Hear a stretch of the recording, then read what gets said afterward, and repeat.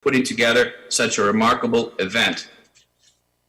I can't emphasize enough how important these events are. It is really only by joining the forces together that we can create progress. And it is very important that government and wise leaders develop such summits so that each stakeholder can join together to move the state forward. And what do I mean by that? Government has three critical roles to play. One is in setting the policies and the leadership and vision. The second is to provide critical infrastructure, and that's both hard and soft, roads, rails, water, power, as well as all the soft things, education, hospitals, and everything else that comes with it, as well as security. And with those three things, that sets the table for industry and agriculture and other stakeholders and investors to really develop the state to its full potential. And it's by virtue of this vision, of this leadership, that we are here today, and I commend His Excellency Engineer Soule for that vision and for that leadership and putting us all together in this important engagement. In my mind, Nasarawa State occupies an important position in Nigeria. It is really at the crossroads where agriculture meets industry. It can be both the bread basket and, if you will, the bread maker for the nation. It's very important that agriculture is produced abundantly and has an industry to which it serves. And it's very important for industry to have an abundant agriculture to provide its raw materials. It's said that a field without a factory are weeds, and a factory without a field to provide raw materials is scrap metal. And that's very true. So Nasarawa State is really at that crossroads, which can provide both making the raw materials, the bread, as well as making the bread in industry, if you will, as a metaphor. And I mean that across all things. If you think about it, Nasarawa is really blessed with very fertile soil, an industrious populace, friendly and engaging, and it has the Benue River running right through it. And we must think in this world of diversification and in situations where food security is becoming an issue, that our water and our land is our greatest resource. This is the oil of the future, and it is up to us to cultivate that future together. It's up to us to develop high yields for our farms, agronomic techniques for our farmers, fertilizer at the right time, at the right price, in the right place, and to develop a very high yield for our farmers so that our farmers can make money and be prosperous.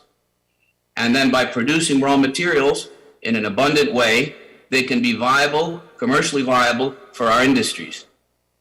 And this allows the industries to produce, and it's those same farmers that are going to buy the industry's goods. So this is a very virtuous cycle that's critical for development. And Nasarawa is situated right at the threshold of that. And Governor Soule has really taken the opportunity to lead us forward. Now let me paint briefly a small picture. You could have the Benue River with a small power unit generating power, providing industries with very cheap power. You can have solar and other power also generated. The fields are irrigated by the Benue River. They're abundant. There's a seed propagation facility for all different types of food value chains, and the farmers are producing abundantly. The industries are producing abundantly, and from that, You need people to make clothes, you need people to make leather, you need people to do many things that thrive around those sectors. This is the vision on the Hill that Governor Sule is presenting us today. I would like to turn very briefly to FMN and our policy. We are in the grains, oils and fats, feeds and proteins, starches, and sugar sweetener businesses. And we look at full value chains from production from production of the raw materials to the production of the finished product and delivering those to the consumer. In Nasarawa State, I would like to turn to what our activities are and will be. I'm happy to say that as part of our commitment to developing the sugar value chain and accelerating Nigeria's progress towards sugar self-sufficiency, we commissioned the Sunti Gold and Sugar Estates in 2018. The sugar estates spans 22,000 hectares with a 15,000 hectare sugar plantation under construction. And we are employing over there 5,000 people and have invested over 73 billion naira. This is in Niger State. We have acquired 20,450 hectares of land in Umaisha development area of Toto local government to start this process. Accordingly, land preparation work has begun, including surveys and preliminary designs in anticipation of commencement of operations later this year. The plan is to cultivate up to 15,000 hectares of cane and build a state-of-the-art sugar mill following our BIP commitments. Now, what does that mean? That means over 150,000 tons of sugar annually. It means over 10,000 jobs directly, not to mention the multiplier effect that has, which can go up to 50,000 jobs.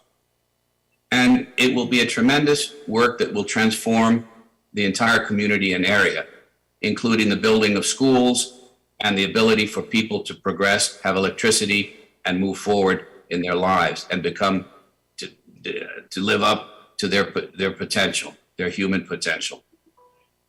In addition, we will be looking to develop the cassava value chain by producing through outgrowers cassava and developing a starch plant, as well as animal feed and fish feed that can develop off these industries. So this is a brief view of what FMN is doing in Nasarawa State. And this would not at all have been possible without the strong support and invitation of Governor Sule. And I can't emphasize that enough. Without his personal efforts to really encourage investors to come to his state, and without creating an investment forum which allows all stakeholders to engage and see how we develop forward together and address all our issues and make our investments, none of this would be possible. So, and again, I want to emphasize that it's very incumbent on all of us to see how we can get the yield of farmers up and how we can get, through good agronomic skills, seeds, and good practices, how we can get the yields of farmers up from 2 to 3 tons of maize up to 5, 6, 7 tons, and soybean from 1.5 to 3. And in fact, we have begun a large effort to develop the wheat value chain, and we've seen very good success in developing wheat, which can produce over 3 tons per hectare, in some cases 5 to 7, with the right agronomic practices and skill set. So it can be done.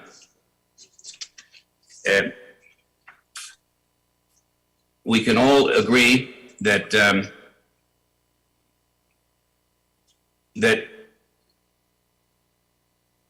that this is possible by the policies and by the initiative of government.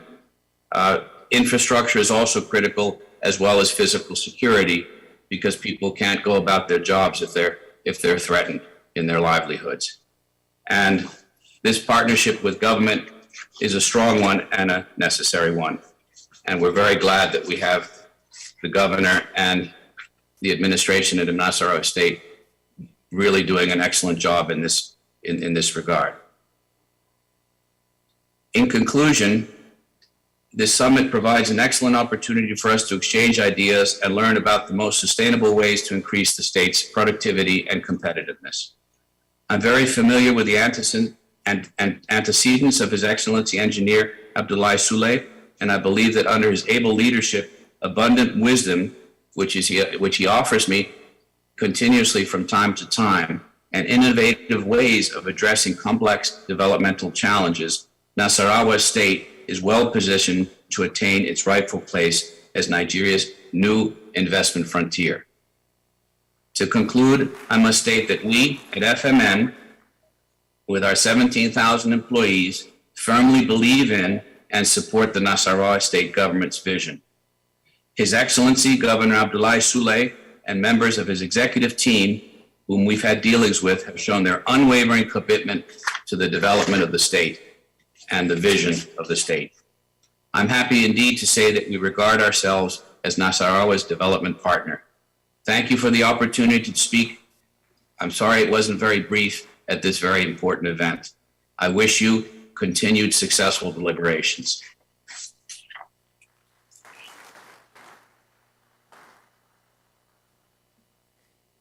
Your Excellency, the Executive Governor of Nasarawa State, I think such a very warm speech from the chairman of Flour Mills Nigeria deserves a rousing round of applause. We thank the chairman, Mr. John Commentaris, for such very kind words. He understands, he has complimented, and he actually appreciates all the efforts that the government of Engineer Abdullahi A. Sule are actually trying to put in place. From May 29th, 2019, we're almost clocking 3 years old now. His Excellency Engineer Abdullahi A. Sule unveiled what he called NEDS, the Nasarawa Economic Development Strategy, and that has been his economic blueprint. He has audaciously been following this blueprint, navigating, business and investment, generating employment, bringing so much economic prosperity to the state, inch by inch, with so much focus and discipline. And that is what the chairman of Flour Mills is celebrating today.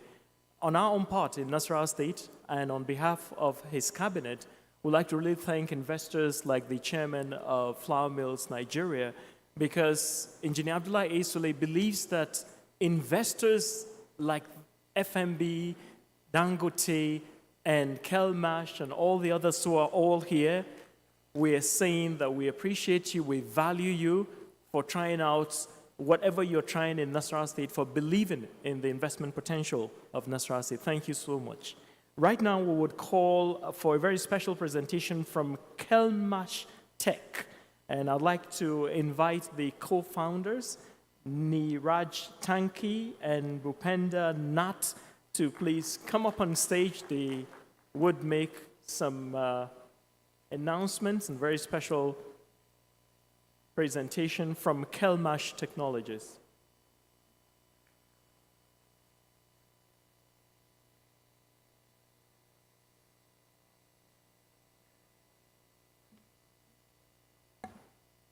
Good morning. Good morning, everyone in the room. Good morning, Your Excellency Governor Engineer Abdullah Sule.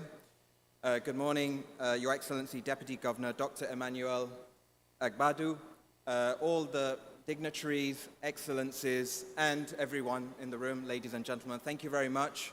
It's an honor and a pleasure to be here at the Nasarawa Investment Summit 2022. We'd like to thank the state government of Nasarawa, the Nasarawa State Investment Development Agency, for giving us a warm welcome.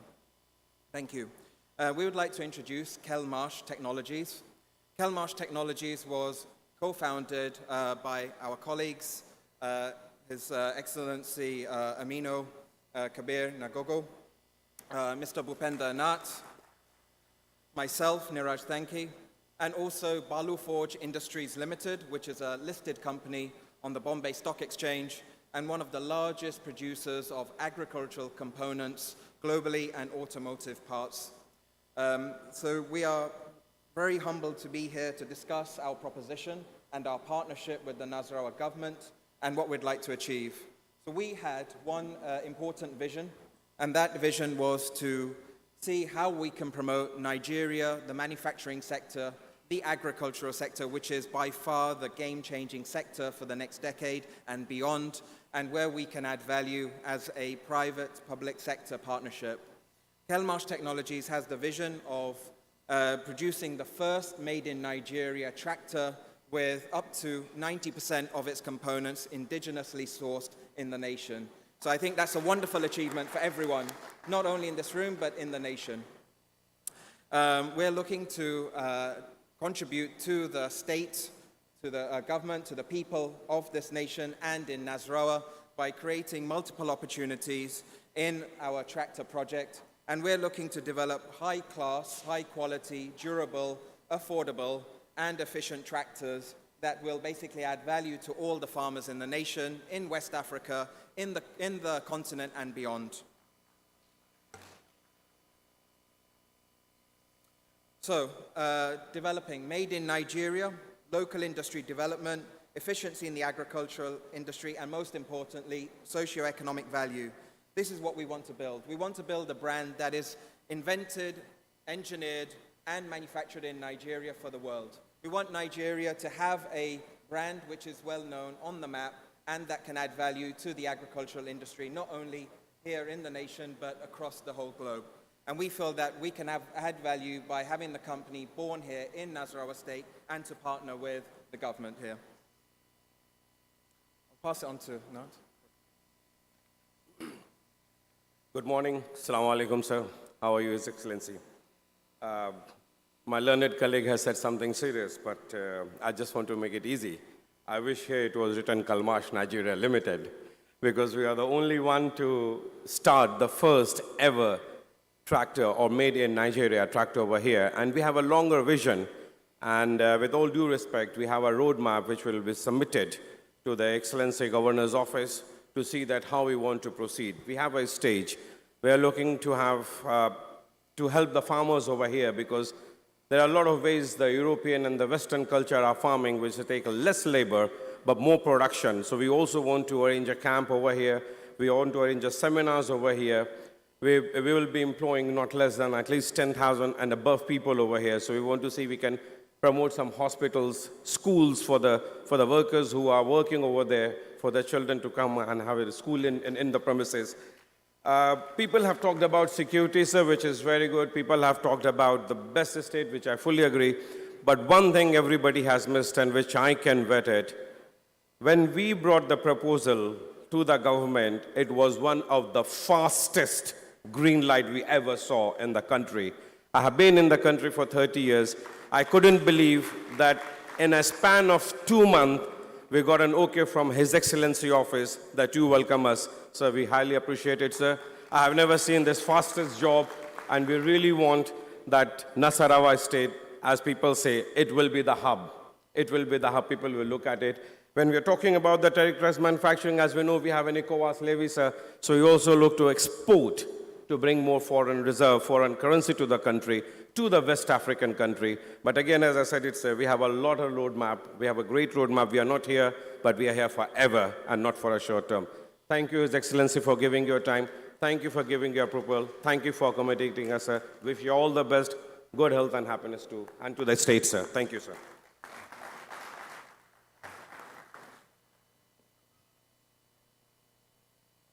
I thoroughly enjoyed that. I think we should applaud the co-founders of Kelmash Technologies one more time.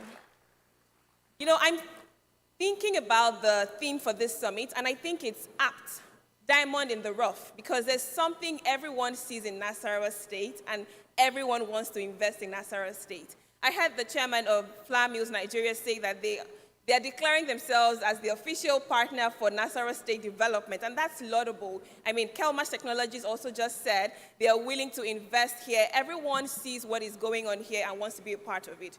but not without the leadership of an outstanding leader. Let's applaud, a resounding applause for our Executive Governor, Engineer Abdullahi Sule, who has made it very, very conducive for investors to come in and actually make the dream come true. Thank you for your leadership, sir. As we move on today, we'll take another Goodwill message, and this will be from a representative of Greenville. Let's make welcome Eneyi Okoche as he delivers the Goodwill message. A round of applause for Eneyi, please. I beg your pardon.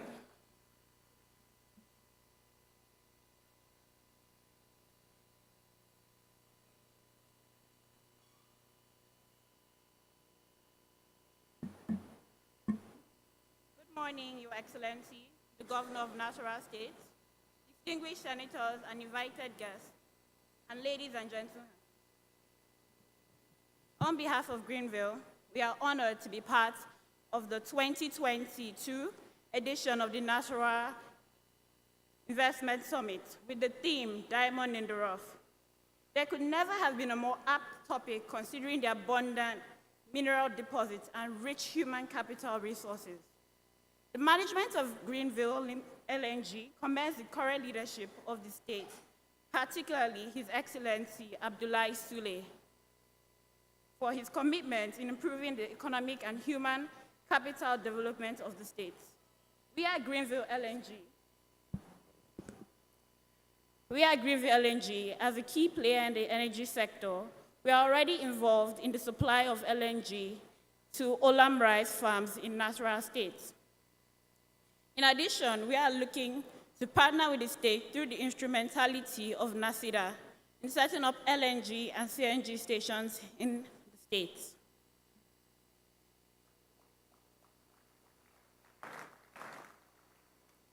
This will be very relevant in the already defined strategic development agenda of the Abdullahi Sule-led government. We would always be willing to answer to any call by the state in the event of similar objectives. Thank you, distinguished attendees. We wish you safe returns to your various destinations.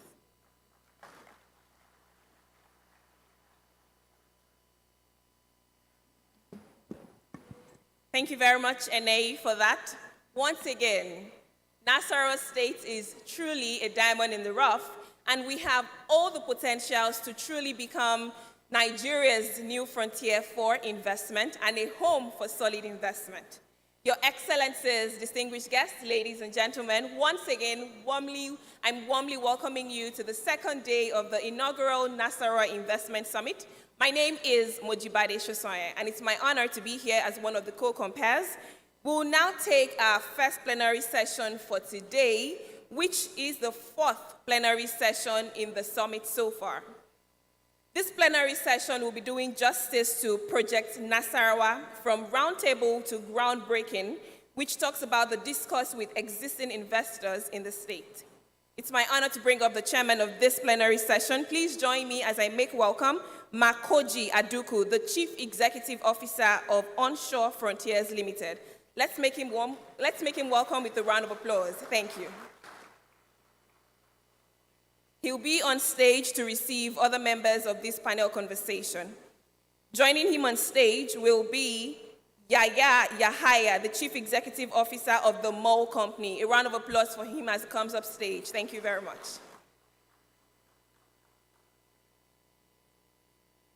Also joining them on stage is Abdul Malik Madi, the Managing Director of Modern Shelter. Let's make him welcome. Thank you.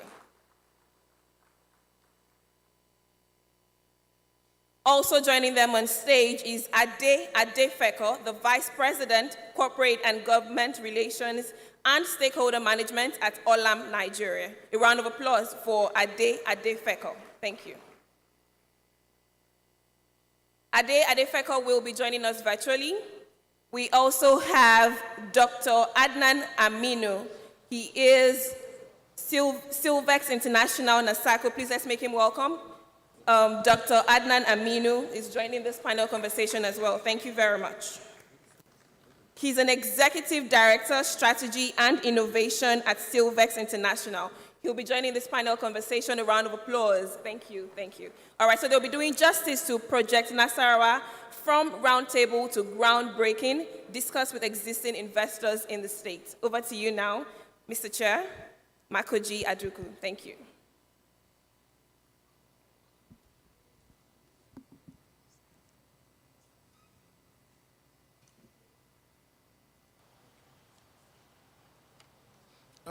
Good morning, ladies and gentlemen. Before we go ahead, we'd like to establish protocols. We'd like to thank the Executive Governor of Nasarawa State, Engineer Sule, the Deputy Governor, Dr. Akabe, your distinguished Royal Highnesses in the House, government officials, and state executives. We are glad to, among other things, be able to be in a position to share with you our personal experiences investing in Nasarawa State. All the dignitaries here on the high table are people that have invested in Nasarawa State, and they have a bit of experience, hands-on experience to tell you the stories of what actually led us here, what we are doing right, and obviously how we can also encourage other parties to come in here to invest. I have on the panel here, as already introduced, my colleague. There is Abdul Malik Mahdi, who is the Managing Director of Modern Shelter. You're welcome. We also have Mr. Yahaya, the Chief Executive Officer of Mall Company. These two individuals are involved in infrastructural development, including real estate development and other infrastructure in the state. They will share with you their experiences. There's also Mr. Adnan Aminu. He's of Silvex International. He represents the agricultural subsector and also the logistics around moving the large-scale agricultural products and other manufactured products out of Nasarawa State to the larger market. Myself, I'm Mr. Makoji Aduku. I am originally a geologist, which I remain so. I would like to actually start with myself, which is, what are the attractions? What made me work in Nasarawa? And I will start saying that based on my background, I've been through Nasarawa. Our foremost company here, it's around mining. And we mine what is called dimension stones. Essentially, Nasarawa State provides a plethora and obviously a very wide range of stones, which are internationally traded and also marketed in Nigeria. Before our foray into the mining of dimension stones, most of it, I will believe Nigeria uses up to 8 million square meters of tiles currently of natural stones that were always imported. However, Nasarawa State has the capacity to basically provide, if not all, the requirement of dimension stones in Nigeria.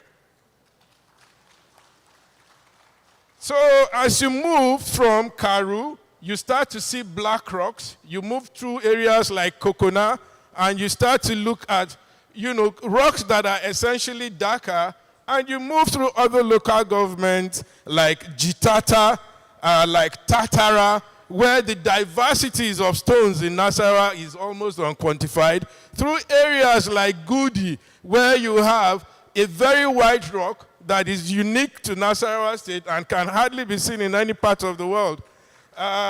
We've seen stones in Nasarawa from places like Jitata that is sold in Nigerian markets. However, the market will describe them as Brazilian equivalent.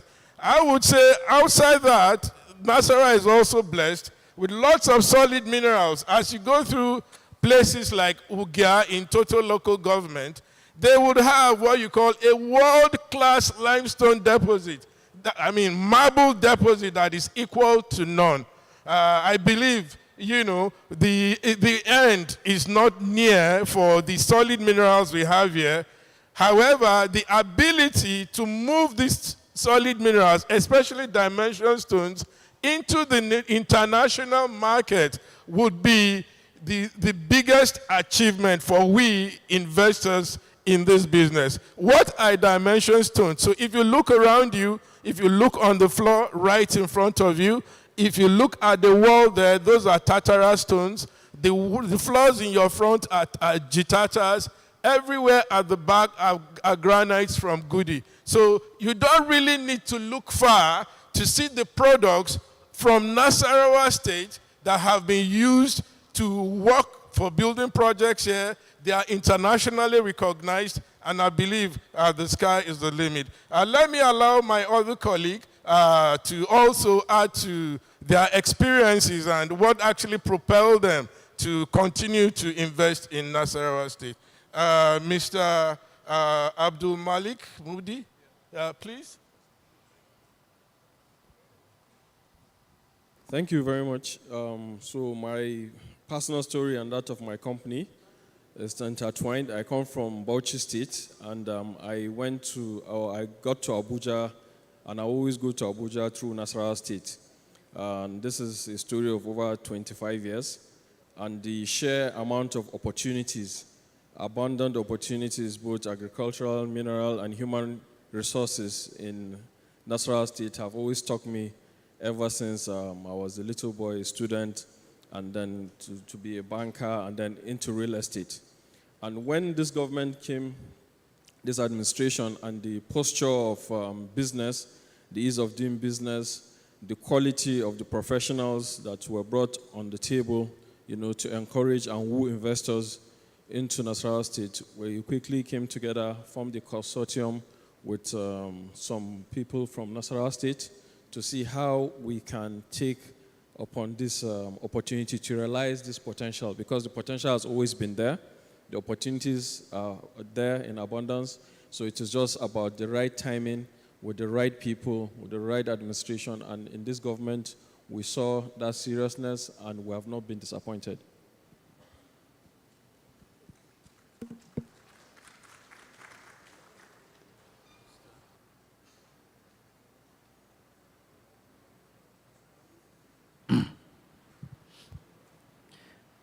Good morning, Your Excellencies. Good morning, the Deputy Governor, Your Royal Highnesses, captains of industry, ladies and gentlemen.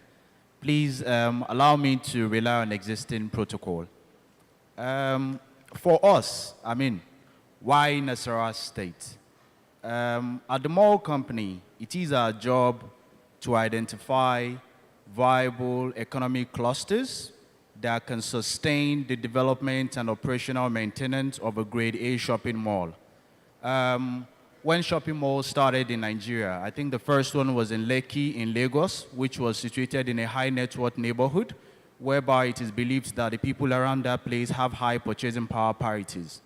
However, we thought and we found that the good people of Nasarawa State, particularly the Karo axis, where you have highly densely populated places like, Yanya, Mararaba, Karu in itself, and Asokoro too. We thought this community deserves a modern retail and recreational park, a community park that the people can call their own. Now, we carried out extensive feasibility studies, and we found that the Karu location, particularly Muhammadu Buhari International Market, it's not only a viable real retail commercial real estate investment, it's also that it promises its investors stable and sustainable returns on investment. Now, when we make this type of findings, what do we do? For a sector like ours, we engage with a multiple of stakeholders, from consultants to contractors to the anchor tenants, ShopRite, and other tenants. We also have to engage with government, different agencies of government, from the Ministry of Justice or the building approvals, from the Ministry of Environment, to the Ministry of Lands. There's a plethora of agencies that we need to engage with. Now, the challenge for us as a company and as investors is having to engage with all of these multiple stakeholders and be able to make the transaction whole. Thankfully to the investment policy of His Excellency, the Governor of Nasarawa State, and the Investment Promotions Agency, NACIDA, as investors, when we want to make market entry, we're looking for a door. We thank His Excellency for creating an investment door through NACIDA, who collated all of the regulatory compliance and harnessed all of the stakeholders that we needed to engage with, which eased our doing business and market entry into Nasarawa State. And I must also commend His Excellency for setting up a reliable, patriotic, dependable, and capable team that understands the language of the private sector. I must also make bold to say that I have said on several platforms that I believe, and I make bold to say, that Nasarawa is perhaps Nigerians' friendliest investment destination, and we're proud to be a part of this legacy. Thank you very much. Thank you very much. I would also like to announce that one of the discussions on this panel, Mr. Adefeko, he's the Vice President, Corporate and Government Relations at Olam, Nigeria. With your gracious permission, we would kindly allow him join us virtually, please. Thank you very much for your patience. Very much. I want to really thank the people and government of Nasarawa State, ably led by Nasarawa, who has been doing a lot to attract investments into Nasarawa State. Our foray, Olam's foray into Nasarawa State started around about 2011 with our integrated rice farm. And a few key facts. We've been there since 2011. The investment is over $120 million. We have a farm mill, a rice farm and mill. And the total area under cultivation, as we speak right now, is over 13,500 hectares. And we're very, very proud to say that the number of outgrowers we have in the state right now is over 32,000. As I said earlier, we're very proud to have been one of the first and foremost companies to have invested in Nasarawa State, which we found as an investment haven. What we have done here is we have said to ourselves, after doing our soil map, where is the place to site our rice farm and our rice mill? And we could find no other place but Nasarawa State as that haven for us to invest. And I must say that our investments in the state, with the production of a lot of you are very familiar with our Mama's Pride and Mama's Choice rice. We're the largest investor in the rice value chain in Nigeria. We're happy and proud to be part of that rice success story. Of course, you know, when we come for investment fora like this, it's important to always talk about the opportunities, but again, talk about a few of the challenges. The major challenge we face as an investor there is infrastructure. And of course, I think we've had many discussions with the state government with respect to helping us with access road to our farm in Doma. And for us, we have invested in Nasarawa State. We're looking at investing further as well. Discussions are on for us to increase our investments in other areas. I will not let the cat out of the bag. There are a lot of discussions going on already with respect to all investments. But for us right now, we're happy to be in Nasarawa State and very, very proud to be associated with the government. Let me just leave it on that for now. Thank you, Mr. Adefeko. We still have a speaker who would also need to share with us his experiences, investing in Nasarawa State. Kindly, Mr. Adnan Aminu, the Executive Director of Silvex Nigeria, in short form NASACO. Please, would like to hear about, your drive, your investments in Nasarawa State, and, what actually propelled you to invest in this beautiful state. Thank you. Thank you very much, Mr. Chairman. Good morning, Your Excellency. Good morning, Your Excellency, Deputy Governor. Good morning, Your Royal Highnesses. I want to stand on all existing protocols. Our company is Silvex International Limited, and 15 years ago, we were a small agro-commodity aggregation company operating from the famous Dawanau market in Kano. When we started, it was very obvious from the beginning that the sesame from Nasarawa is the #1 sesame that every commodity aggregator was after. It was so good that when it is sesame season in Nasarawa state, nobody buys from anywhere else. We only buy from other places when the sesame from Nasarawa is finished. And unfortunately then, we buy everything and move it to Kano, where we have a processing plant, and then we export. That was the major activities we've been doing in Nasarawa state. We've had our aggregation clusters spread over every major market in Nasarawa state. And for about 5-7 years, we only buy sesame and move to Kano. Then we started pushing into other agro-commodities like maize, like groundnuts.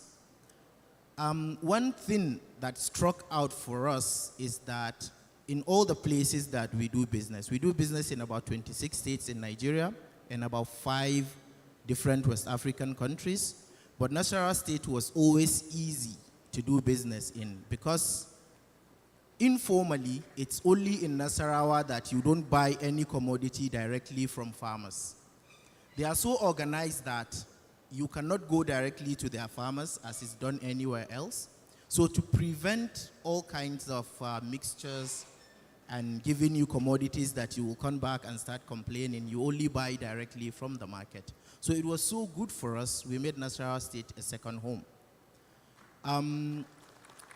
Along the way, we had direct relations with the investment agency, NACIDA, where they saw what we were doing and they thought we could add value to the plans of the state. And that was how 2 years ago, almost 2 years ago, we came together, Nasarawa State Government, our company Silvex International, and our partners Vertmans Group. We come together to form the Nasarawa Agro-Commodity Company, NASACO. Now, NASACO is a unique company because it has the government and the private sector merging together to do the business of agro-commodity. So in this company, we are not just aggregating like we used to do. The government asked us to make sure that we look at the entire agro-commodity value chain. So we will produce, we will train farmers, we will aggregate, we will add value. And the most important thing is that we agreed together with the government that whatever commodity we are taking out of Nasarawa state will be directly from Nasarawa state to the international market. And if it is going to be consumed in country, it will be labeled as Nasarawa commodity. So that is what we are doing. We have, the government facilitated a 10,000 hectare for production and setting up of farm processing facilities, which we've already started.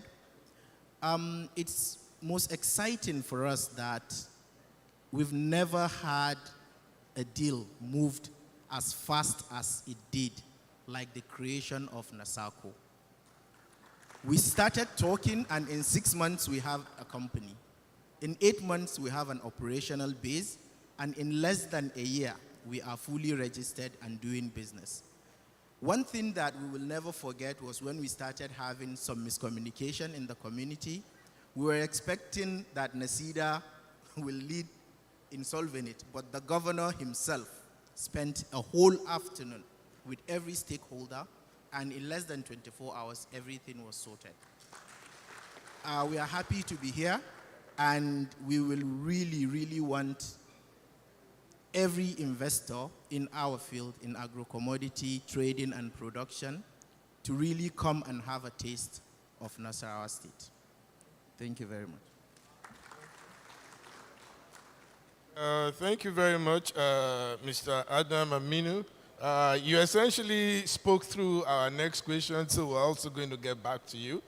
Around the PPP that you've enjoyed with the Nasarawa government and the Nasarawa investment group, how would you describe that to a new investor in terms of how the PPP has evolved, your partnership with government? And then for lay people like us, we actually want to quantify how many trucks of sesame does Nasarawa deliver to the world? Why I say to the world is we believe that about 95% of all the sesame produced in Nigeria are exportable.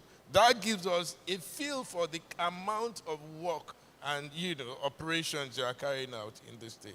I thank you once again. Yeah, thank you very much. I think one of the discussions we had with the governor when we were starting up, when we were coming in, was that we told the governor that it's really, really difficult to have the real numbers when it comes to sesame. It's because everybody just takes and, sorry, I'm from Kano State, and pushes it to Kano, and we export it as sesame from Kano. The funny thing is, Nasarawa is the leading producer of sesame in Nigeria, 26%. Kano produces just 3%, but we export more than 50 to 60% of the sesame in the whole country. And the governor said we must change that. Our commodity, our sesame must be exported as Nasarawa sesame. And that is one of the things that we really want to do now. We really want to have real data, real numbers.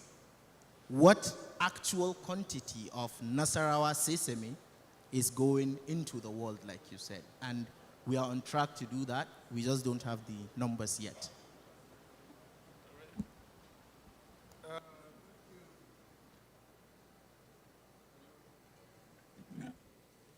Okay, thank you very much for that contribution. We would like to see how you would improve your database. I'm sure both yourselves and Nasarawa Investment will be able to put such a number. It's encouraging to know, for example, that Nasarawa is supporting the sesame export with about 60% of the total export number. We hear that sesame is next cocoa export in terms of foreign exchange revenue to the country. So, you say cocoa is behind Nasarawa. Well, encouraging. So we'd like to see those numbers because that essentially describes the value of agriculture here. I would like to speak to the other panelists around, the number of houses, the types of accommodation they are creating for people around here, and, the successes that the partnership with the government is providing for ease of doing business. Thank you. I'd like to start. Okay, so our project, the Nasarawa Technology Village, is beyond just housing. We came to the state government, to partner, to leverage on the population of the Karu corridor, which is essentially Asokorotu, as one of fellow speakers referred to the place as Asokorotu. It's so close to the FCT. It's just about 20 minutes drive to city center in Abuja. So we approached the state to do about 2,000 houses on 67 hectares that the state owns in Asofada in Karu local government. And while we engaged with the state, we now realize that the potential for that place is beyond just 2,000 houses. We came up with the idea of establishing a technology village, Nasarawa Technology Village, which will be like the Silicon Valley of Nasarawa and Abuja in general, and the North Central in general. We'll be training programmers in the knowledge economy, which I'm glad is one of the key themes of this summit. There's a lot of programmers, a lot of money in tech. Right now, people are, eschewing normal CVs, normal white-collar jobs. We need to train our youth in the language and the currency of the future, which is technology. So in the Nasarawa Technology Village, we are partnering with NACIDA and Nasarawa State Government to train about 3,000 youth, to equip them with the necessary skills to do jobs that are usually done in India in Ukraine and places like Silicon Valley to do them from Nasarawa and earn foreign exchange, thereby growing the economy so that people there have more purchasing power. And you see the synergy with people like ShopRite. They will have spending power to actually buy things from the mall. They would need residences, where to live. So they will be there living in our estate. There's also another project that is in the deal room, which is the construction of a 10-kilometer road, which is an alternative access, for Karu, which has long been overdue, which will also service that technology village and other parts of Nasarawa State as a whole. So for us, Nasarawa Investment also did something very unique for us. They also took us to family home funds as their partners to say, look, we want you to invest in Nasarawa, and these are our partners, and we're willing to do whatever it takes to make this transaction successful. There and then they even appointed a staff that sits in family home funds just to facilitate this transaction. And all in all, we're looking at about 30 billion naira in the next 2 years, 2,000 houses, and millions of jobs that will be created down the line. So it has been a fantastic experience to have a government agency and a governor that is a right fit, because in every PPP, the public part of it is the most important. If the policies, the people, and the drive is not there from the government side, there is no PPP that can be successful. And that's what makes Nasarawa State very, very unique, because the P is the first P, the public, is really, really playing the role that is expected to play. And that is why in the next 3 years, when we sit to discuss PPPs in Nigeria, Nasarawa State will come tops in all the conversations.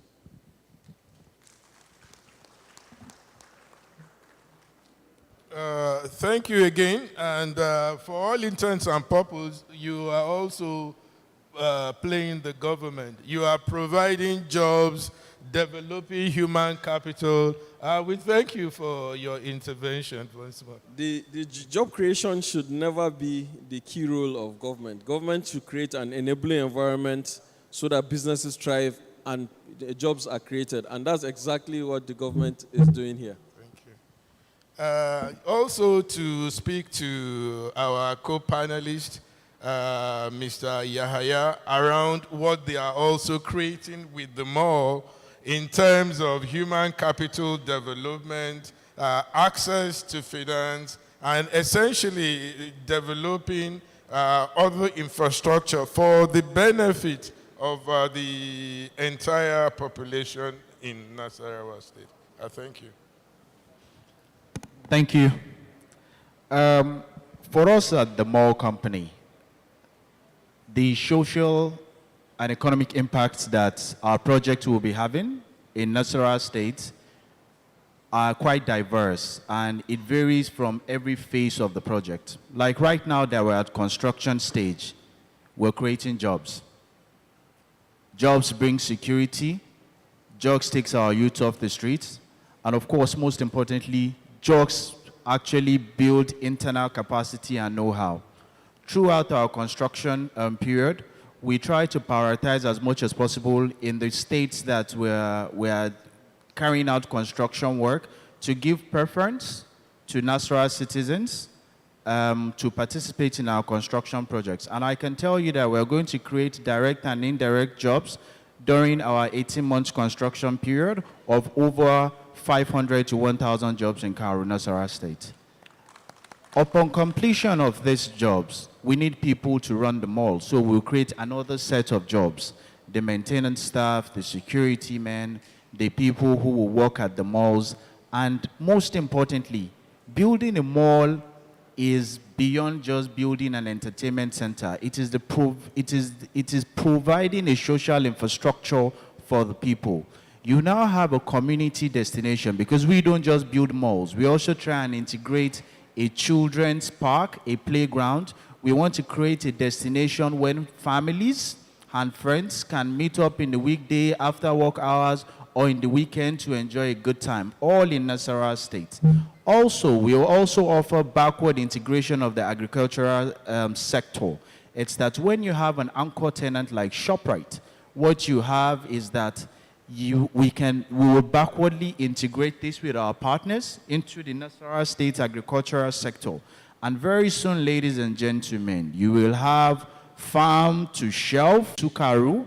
We also do a lot of community integration and participation because a mall is a long-term project. We're going to be there for many, many years, perhaps, if God wills, even beyond our lifetime. You know, diamond, we know diamond is supposed to be the hardest, it's such a very unique element that it is priceless, and we often have so many metaphors to refer to diamond. And someone actually even said that it is the last and the best of God's mineral creations. That's what a diamond is supposed to be all about. The next session we would be going for is our session on promoting a knowledge-based economy as a critical pillar for growth. Plenary number 5. I'd like to invite the chairman for this session, Michael Famarotti, to kindly come up on stage. It will be a very brisk plenary number 5, promoting a knowledge-based economy as a critical pillar for growth. And on this panel discussion, we have Farida Kabir. She is a consultant with the World Bank, developmental consultant with the World Bank. Please join as we make welcome people who would be joining him on plenary number 5. We also have Professor Ndubisi Ekwekwe of Harvard Business Review, who would be joining us. I would confirm if it's going to be virtual. And we have Dr. Sam Amadi, Strategy, Governance, and Public Policy expert, who will be joining us in plenary number 5 as well. I would like to invite A.B. Mahmoud, Senior Advocate of Nigeria, Managing Partner, Diko Mahmoud, to also please come up. And then finally, to round up the panel for the plenary number 5 is Mr. Kolawole Mayomi, Partner, SPA, Ajibade. All right, it's just been confirmed. We would have a virtual participation with Professor Ndubisi Ekwekwe from the Harvard Business Review. The plenary goes on, and if they're all seated, Kolawole Mayomi, Partner, SPA, Ajibade and Co., if he's around, to kindly join us. I'd like to hand over to the chairman for this session.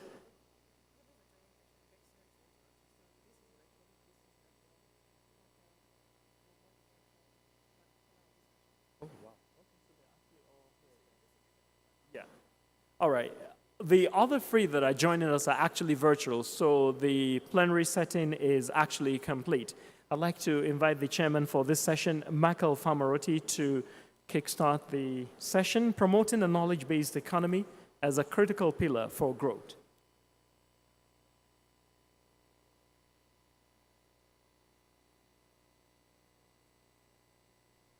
Mike.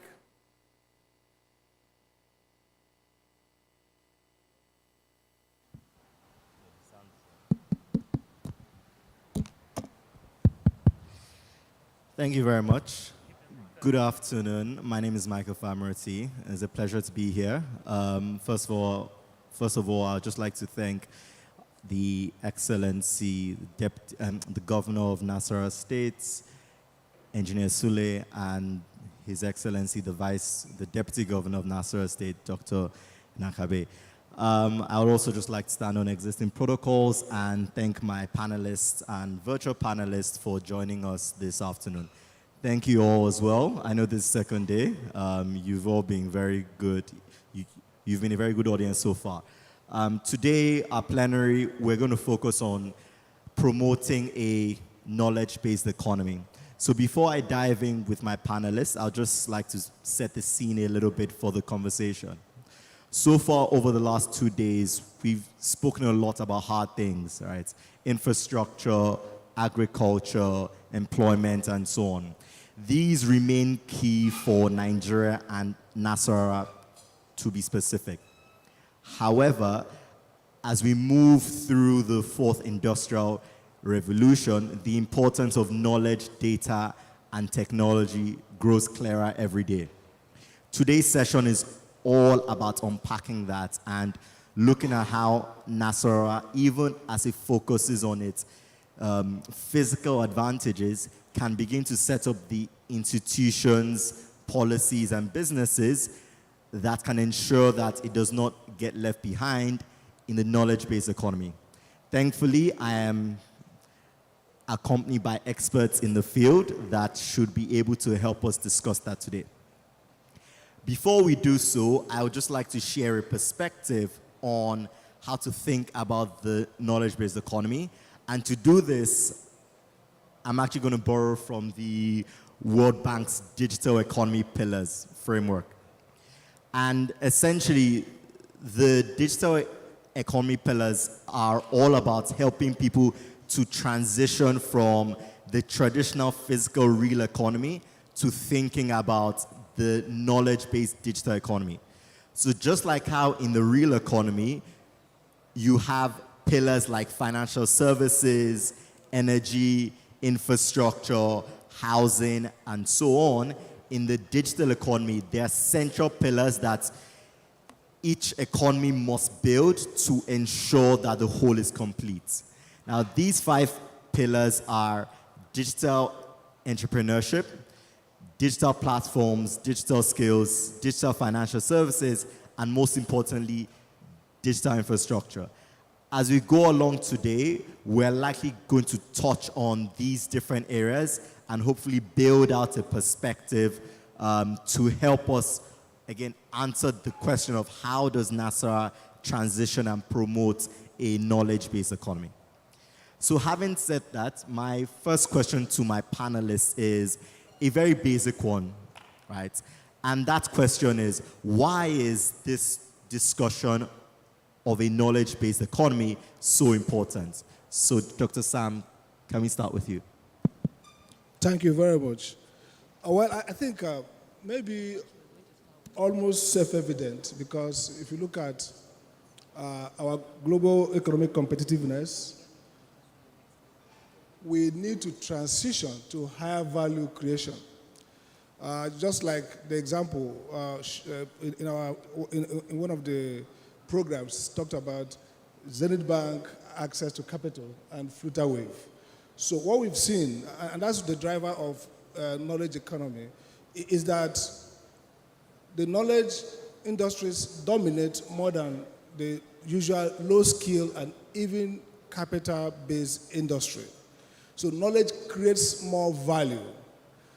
You see that, for example, if you look at the array of billionaires, richest people in the world, you see that the top echelon, the top most captured by people who are dealing with knowledge, information arbitrage, or other form of knowledge production. So essentially, knowledge has the capacity to add more value and bring more revenue.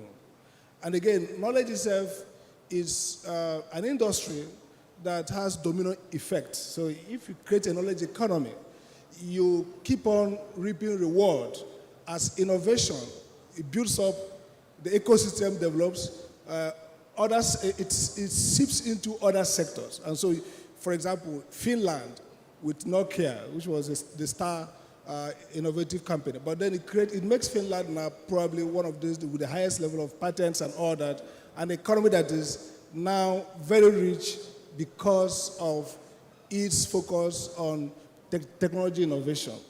And you look at even Korea, when they started, movement from agro to manufacturing, but once they get into knowledge economy, they also grew and became rich. Israel. So the point is that this is how we can create much more value, both in terms of revenue, in terms of a much more sustainable economic development, and of course, it has implications for even social development and even democracy, because knowledge workers themselves are more, they are better citizens and also more important for democracy and social cohesion. So I think it's self-evident why we should move from conventional economy to knowledge economy, because we're going to reap much more financial and non-financial value.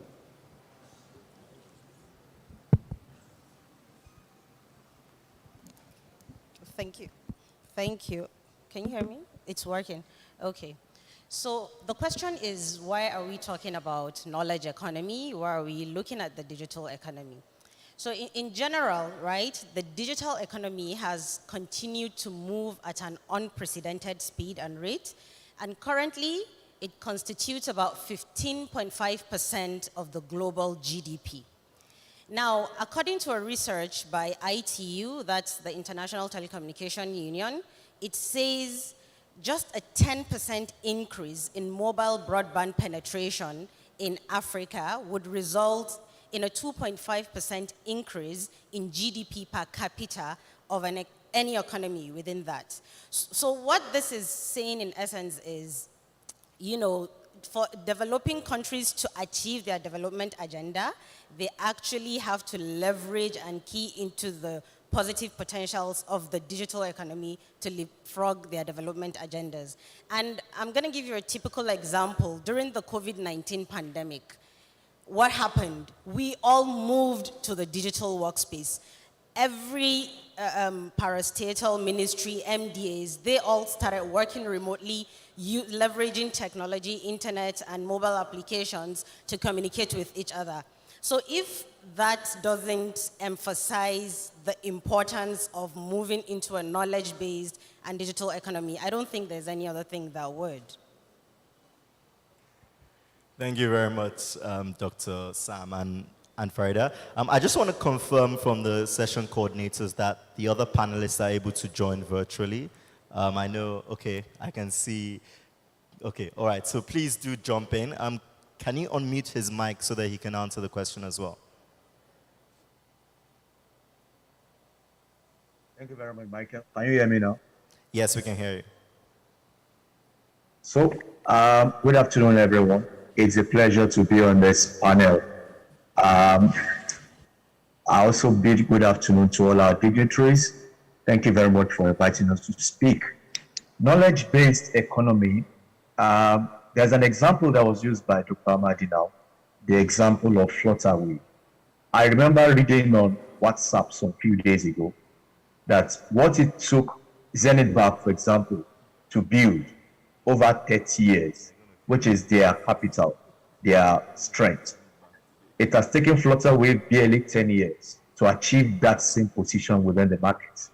That tells you that the kind of power that is in a knowledge-based economy. We have moved from the traditional modes of building businesses to share technology knowledge. Now, my own perspective on this deals with the issue of the rule of law. There are two things that keeps an investor up in bed at night. And that is the profitability of his investment and the fear of losing his capital. And that's where the rule of law comes in. The rule of law simply means what it says, that the law rules. The law governs the relationship between the investor and the host states like Nasarawa State. Not the rule of discretion, not the rule of religious or society fraternity, not the rule of man knows man, but the rule of law. And how does that work? Very briefly, the rule of law is broken into three parts. One, equality before the law. If you have an investor coming from Osun State or coming from Cross River, and the law must treat everyone equally as if they were bona fide citizens of Nasarawa State. Second, access to justice. I've looked at the program and I saw the establishment of the small claims court, which is a very good initiative. An investor wants to have prompt access to justice. And lastly, compensation if anything comes up, if there's any problem, which goes to the issue of expropriation. Expropriation directly, either if the state takes over a running business, or indirectly, if there are problems with taxation or a conflict, say, Sharia law that is giving the investor problems. So that these are issues that you need to know as far as the rule of law is concerned. Michael, I think I will stop there. Thank you very much, Mr. Miami. Thank you very much, my panelists. Highly valued so quickly. And the answer is scale. They are able to, in theory, reach a much larger market much quicker because they are digital first. Zenith Bank's first and primary market was the 200 million people in Nigeria. From day one, Flutterwave's primary market was 1.2 billion people in Africa. Right? And they are able to reach them much quicker and easier than traditional businesses. So that equity and scale potential is really what gets me excited about the digital economy. I think it's now important that we start talking about how we get there, right? And I will start with Farida, who is a digital development specialist with the World Bank, so has a lot of experience in terms of helping countries and states move forward on this path. So Farida, from your experience, can you start off by just sharing some good models or best practices for achieving this transition? Thank you. So at the World Bank Group, there is a particular foundational model that was developed by the World Bank Group, and it's currently adopted by the African Union as the current framework for any economy that wants to key into the digital economy to expand, the economy and also fast track the growth of the economy. And that framework is leveraged on 5 high-level pillars and some certain indicators that you can use to measure if you are actually doing the right thing or not. And those 5 pillars are digital infrastructure, digital finance, digital public platforms, digital business, and digital skills. So for digital infrastructure, the thing that we're looking at is, increase in access to broadband internet, increase in quality of broadband internet, as well as increase in the affordability of broadband internet. Now, when we're talking about the affordability, what the general consensus that is adopted by the UN Broadband Commission and ECOWAS is the 1-for-2 model. And the 1-for-2 model simply means that 1 gigabyte of data should be equal to or less than 2% of your monthly income as an individual. So if, for example, you're earning 5,000 naira per month, so what's the 2% of 50,000 naira rather? That would be 1,000 naira. And that 1,000 naira should be able to afford you 1 gigabyte of data, or even less than 1,000 should afford you 1 gigabyte of data. Now, when we're looking at digital skills, we're also looking at availability of a digitally competent workforce. And when we're looking at digital public platforms, which is also another pillar. So for digital public platforms, the indicators that we're looking at is, the availability of secured and interoperable platforms for public services. Just in the cases whereby you find, public institutes like MDAs, they use public digital platforms to render services to the citizens. Things like, there's the citizens portal, if I can remember, in the budget office, where citizens can actually go on and see how the budgeting process is going on. So those are the things, those are part of, the digital public platforms.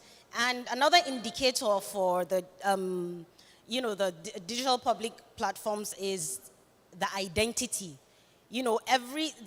Identity is actually the right of every citizen in a country. Every citizen of a country needs to be uniquely identified, which is, in the case of the National Identity Management Commission that is issuing the NIN, the NIN NINs that were, they're currently campaigning for everybody to get onboarded.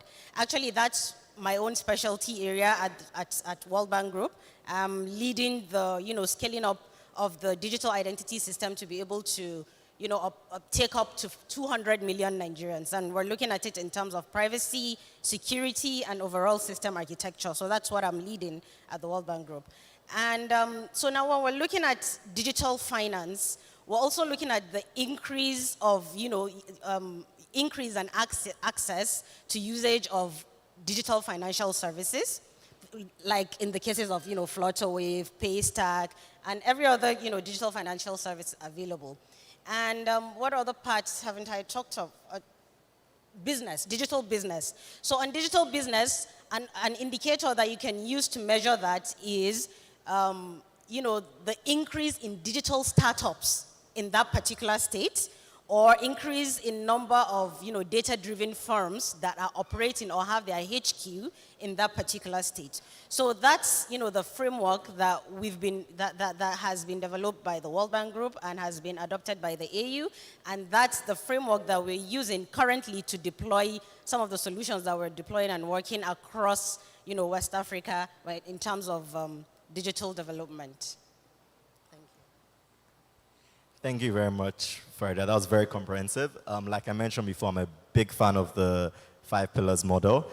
Just to practicalize some of the things that she said, right, there's been recent news related to each of these pillars, right? So very recently, on the infrastructure side, I know Google just announced the undersea cable that is going to run from South Africa to Nigeria, and that's going to make a very big difference in terms of access and quality of internet in the country.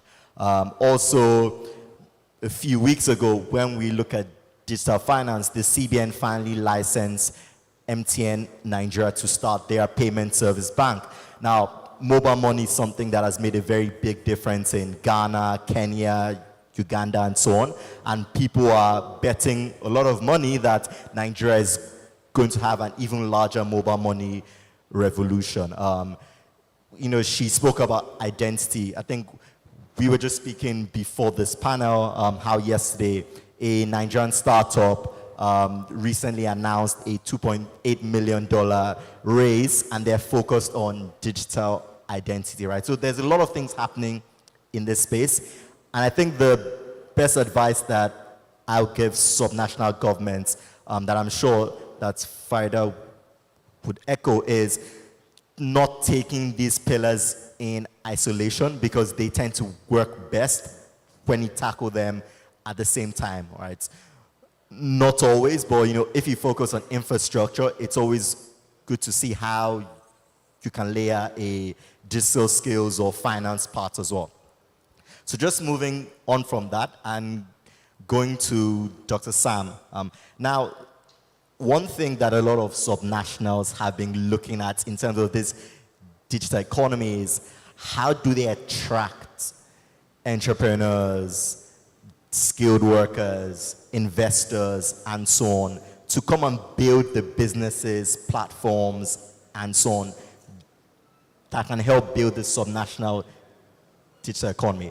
So as a stakeholder in the States, my question to you then is, how can Nasarawa become a net importer of digital skills and digital businesses over the next 5 to 10 years? Thank you very much. I think that's an important question, because there's a tendency for us to confuse technology footprint and digital economy and knowledge economy. Because yes, information infrastructure is critical for diffusion of knowledge and skills and for innovation. But the underlying it actually is first education and skilling. So the question is, how does Nasarawa become net exporter? First, if you look at the experience across the world, you have to look both at the physical infrastructure and the software infrastructure, to put it that way. Oftentimes, everybody wants to be a knowledge economy, but the social environment, the ecosystem that nurtures innovation, which is at the heart of knowledge economy, is missing in many places. So, for example, Nasarawa is close to Abuja, which is somewhat of a cosmopolitan because of a mixture of diplomatic, international, financial, commercial organizations. So it could be a place that people would like to stay more in Nasarawa. You can create, for example, innovation clusters, estates where maybe knowledge centers. Today, people are renting offices and small offices where they have all the broadband, they have all the facilities, and they also meet with other knowledge workers. The ecosystem of innovation is that people who are innovators also need to work in clusters. They have to work in group.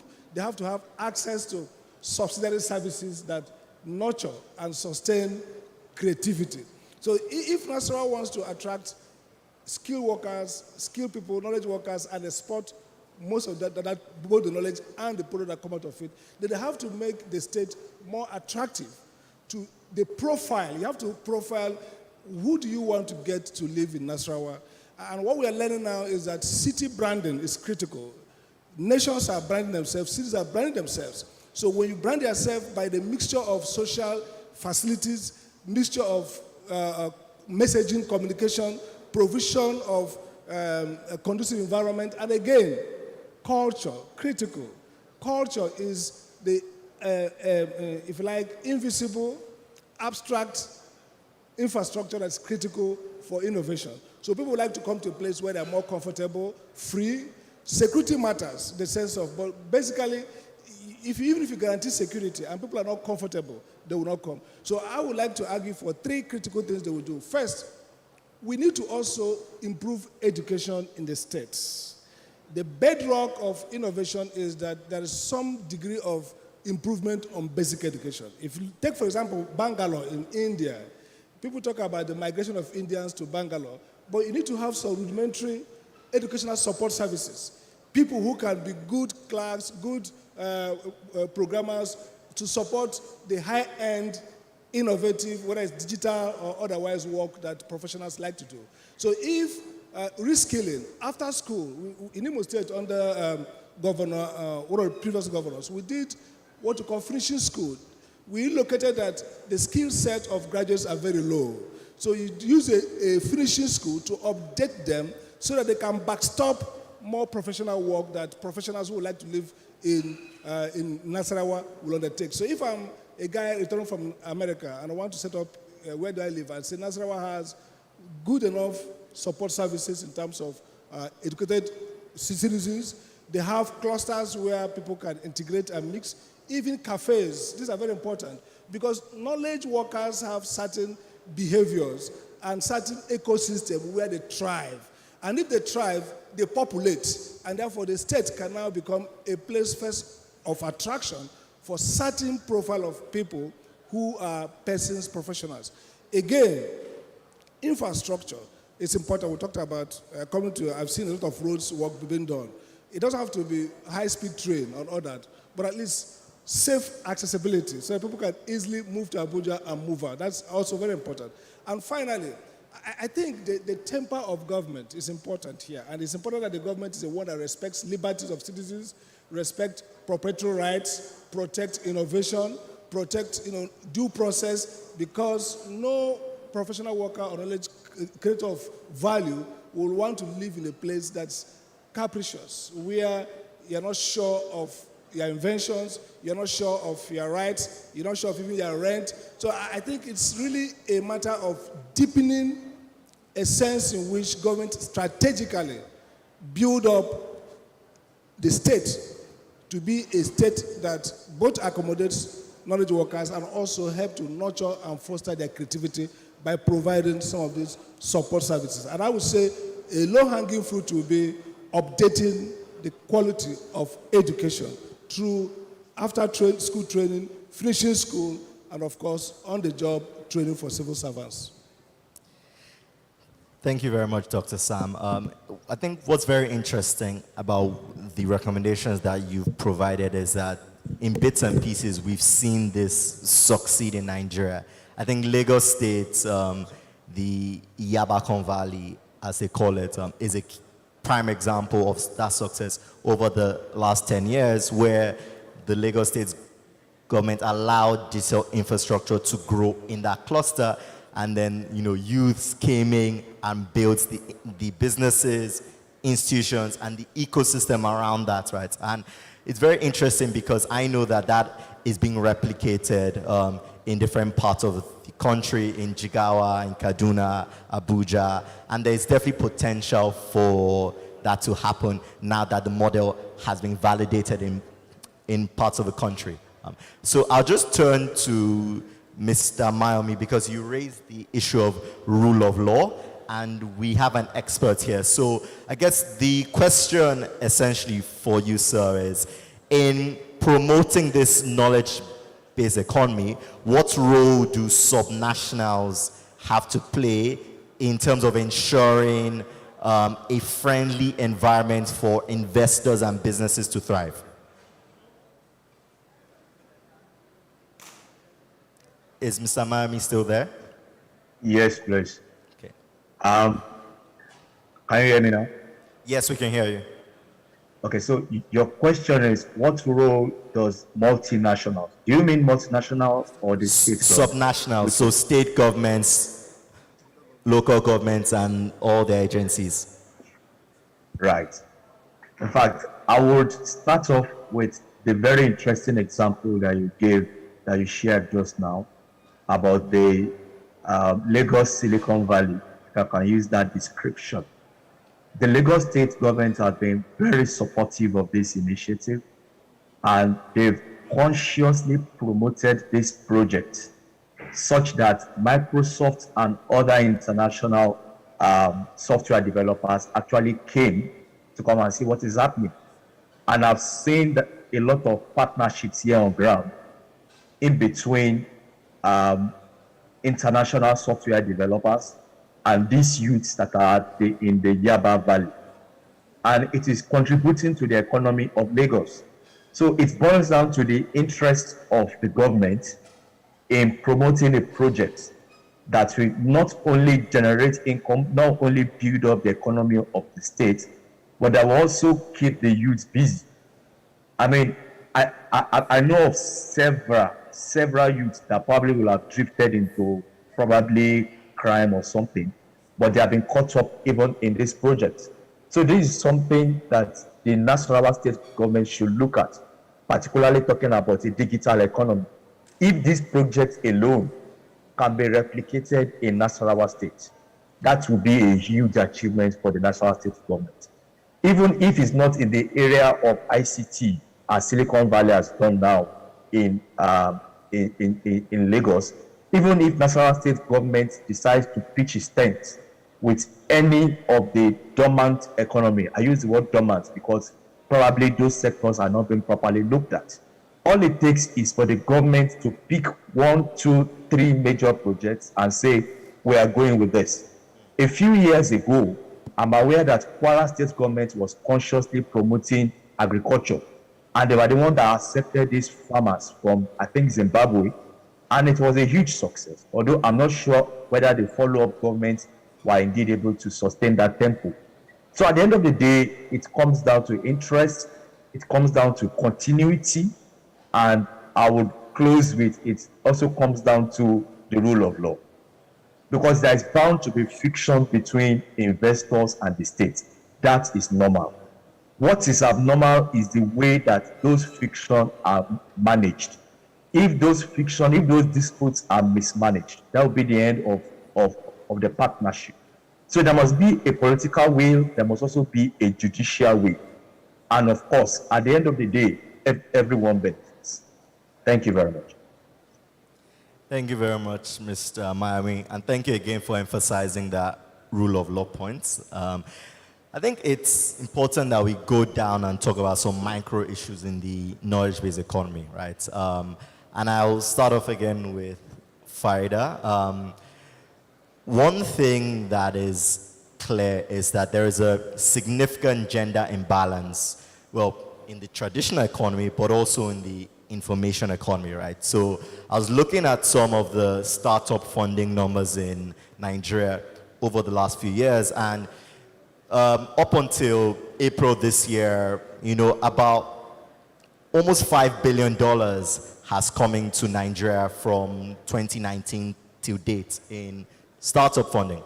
But when you look at that funding, right, when you look at all male or all men founding teams, they account for about 70% of that funding. Mixed founding teams account for somewhere between 20 to 25%. When you then look at all female founding teams, they are barely at 7% of that total funding. Now, this is incredible because there's a lot of research over and over again that's come out to again warn everyone that there's an inefficiency here in that female founders are on average more successful. So I think the last research that I saw from the Boston Consulting Group is that in the US, for every dollar that goes to male founders, they generate 31 cents in revenues. Whereas for every dollar that goes to female founders, they generate about $73 in revenues. So why is this inequality persistent? And more importantly, how can we address it structurally as we promote the knowledge-based economy? Thank you, Mike. This is actually a very important question. So the first thing that I would say, I'm just going to say a word, co-creation. Now I'm going to explain why I said co-creation, and then at the end of the day, you would understand why I am always hinging on co-creation. Now, recently, I think it was in January, I was reading a report by International Telecommunications Union. They recently launched the Digital Africa Trends for 2020. And in that report, it said only about 20% of women in the entirety of Africa were recorded online in that entire year, compared to 37% of men. And what is the reason? That actually shows that there is a serious digital gender divide, and it keeps on growing and exacerbating. And why is that? It's because of things like bullying on the internet, things like targeted harassment on the internet, things like sexual harassment on the internet. Now, these are part of the problems. Now, when we're talking about the solution, we're still going to come back to co-creation in user-centered design. And to save you all the, jargons in technology and technical terms, I'm just going to give you a typical example.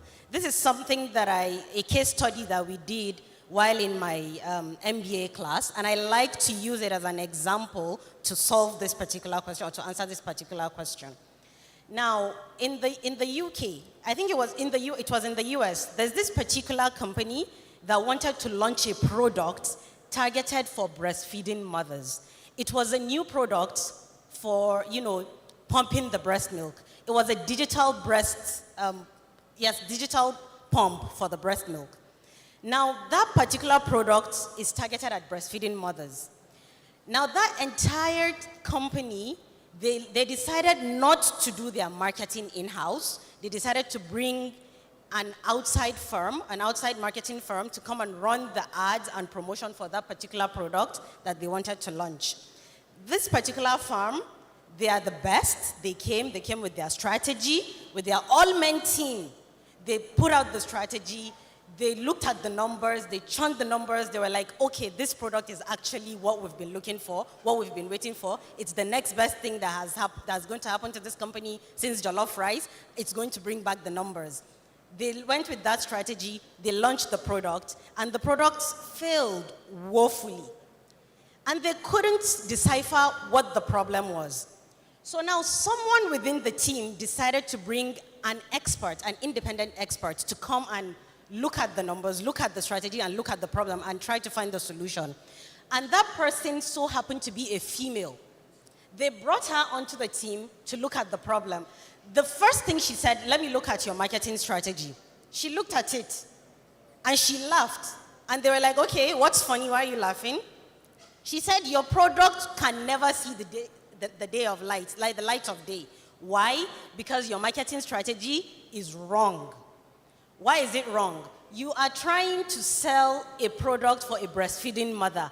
What time of the day do you think a breastfeeding mother is available to look at your ad? Is it in the afternoon or is it in the morning? As women, we know that, as a breastfeeding mother, the best time, the only time that you have for yourself, because in 24 hours of the day, the time is always spent on the child. But the little time that you can have accorded to yourself is in the early hours of the morning when you're breastfeeding your child, somewhere around 3 a.m., 4 a.m., 5 a.m. to 6 a.m. Now, when you're breastfeeding your child in that period, you don't have any other extracurricular activity that is taking away your attention. So the next thing you want to do is carry your phone and check your messages, check your emails, check your WhatsApp, check your Instagram, and see what's going on in the world, because that's the only time you have. Now, at that point in time, if you see an ad of a new digital breast pump, you would want to key into it and see, oh, okay, this actually looks like a good thing. I think I need it. Because at that point in time, I'm actually even breastfeeding my child. And that was what turned around the strategy for that particular company. She changed that particular strategy based on the timing that the ad was being showed. And that was how that company raised a lot and lots of money from that product. They relaunched the product, relaunched the strategy, and they made the money. So now what's the problem that is, here, what I'm trying to show you here is the lack of co-creation when it comes to doing these things, when it comes to policies, when it comes to products, when it comes to the digital economy, when it comes to whatever it is that we're looking at. As long as there won't be co-creation and there won't be user-centered design approach to doing things, whether it is a program, whether it is a product, we'll continue to have the deficit of women representation in these things. I hope I've communicated clearly. Thank you. Yeah, no, that's fantastic, Farida. I love the anecdote. And it's just a reminder about getting the right people into the room, not to fill a quota, but to get the job done well, right? And I think that's a message that needs to be echoed in every boardroom, in every conference room, in every meeting. It is the best way of getting the job done, ultimately. Just moving on to an issue in the knowledge economy of innovation, right? Because one way we can gauge the success of the knowledge economy is to what extent is there creativity and innovation. One marker of that is patents, right? Patents, copyrights, trademarks, and so on. Now, when you look at patent submissions and approvals, Nigeria isn't doing particularly well. You look at patents per 1 million people, and Nigeria produces about 1 patent for every 1 million citizens. You look at a country like Kenya, and I think they produce like 5 patents per million people. You look at it by GDP, and again, we aren't doing very well. Nigeria produces about 15 patents for every $100 billion generated in GDP. Kenya is a much smaller economy, but for every $100 billion generated, it produces over 150 patents. So clearly, we are lagging behind. Now, I bring this to the legal, IP, and governance experts. How do we address our IP issues? Because clearly, they're very important for promoting a knowledge-based economy. So, on to you, Dr. Sam. Thank you very much. I think if you look at the data about comparative between Nigeria and Kenya, then flip it to the rating of universities. If you look at the African, whether you look at the higher curriculum of higher education or you look at any of other world web-based assessments, or you are looking at quality of the number of publications in journals, Kenya does far better than Nigeria universities. Kenya universities do far better than Nigeria universities. So first, the quality of education is important here because patents are innovations, products of intellectual work. So we're not seeing enough of that because we're not also fostering research and innovation even in the universities.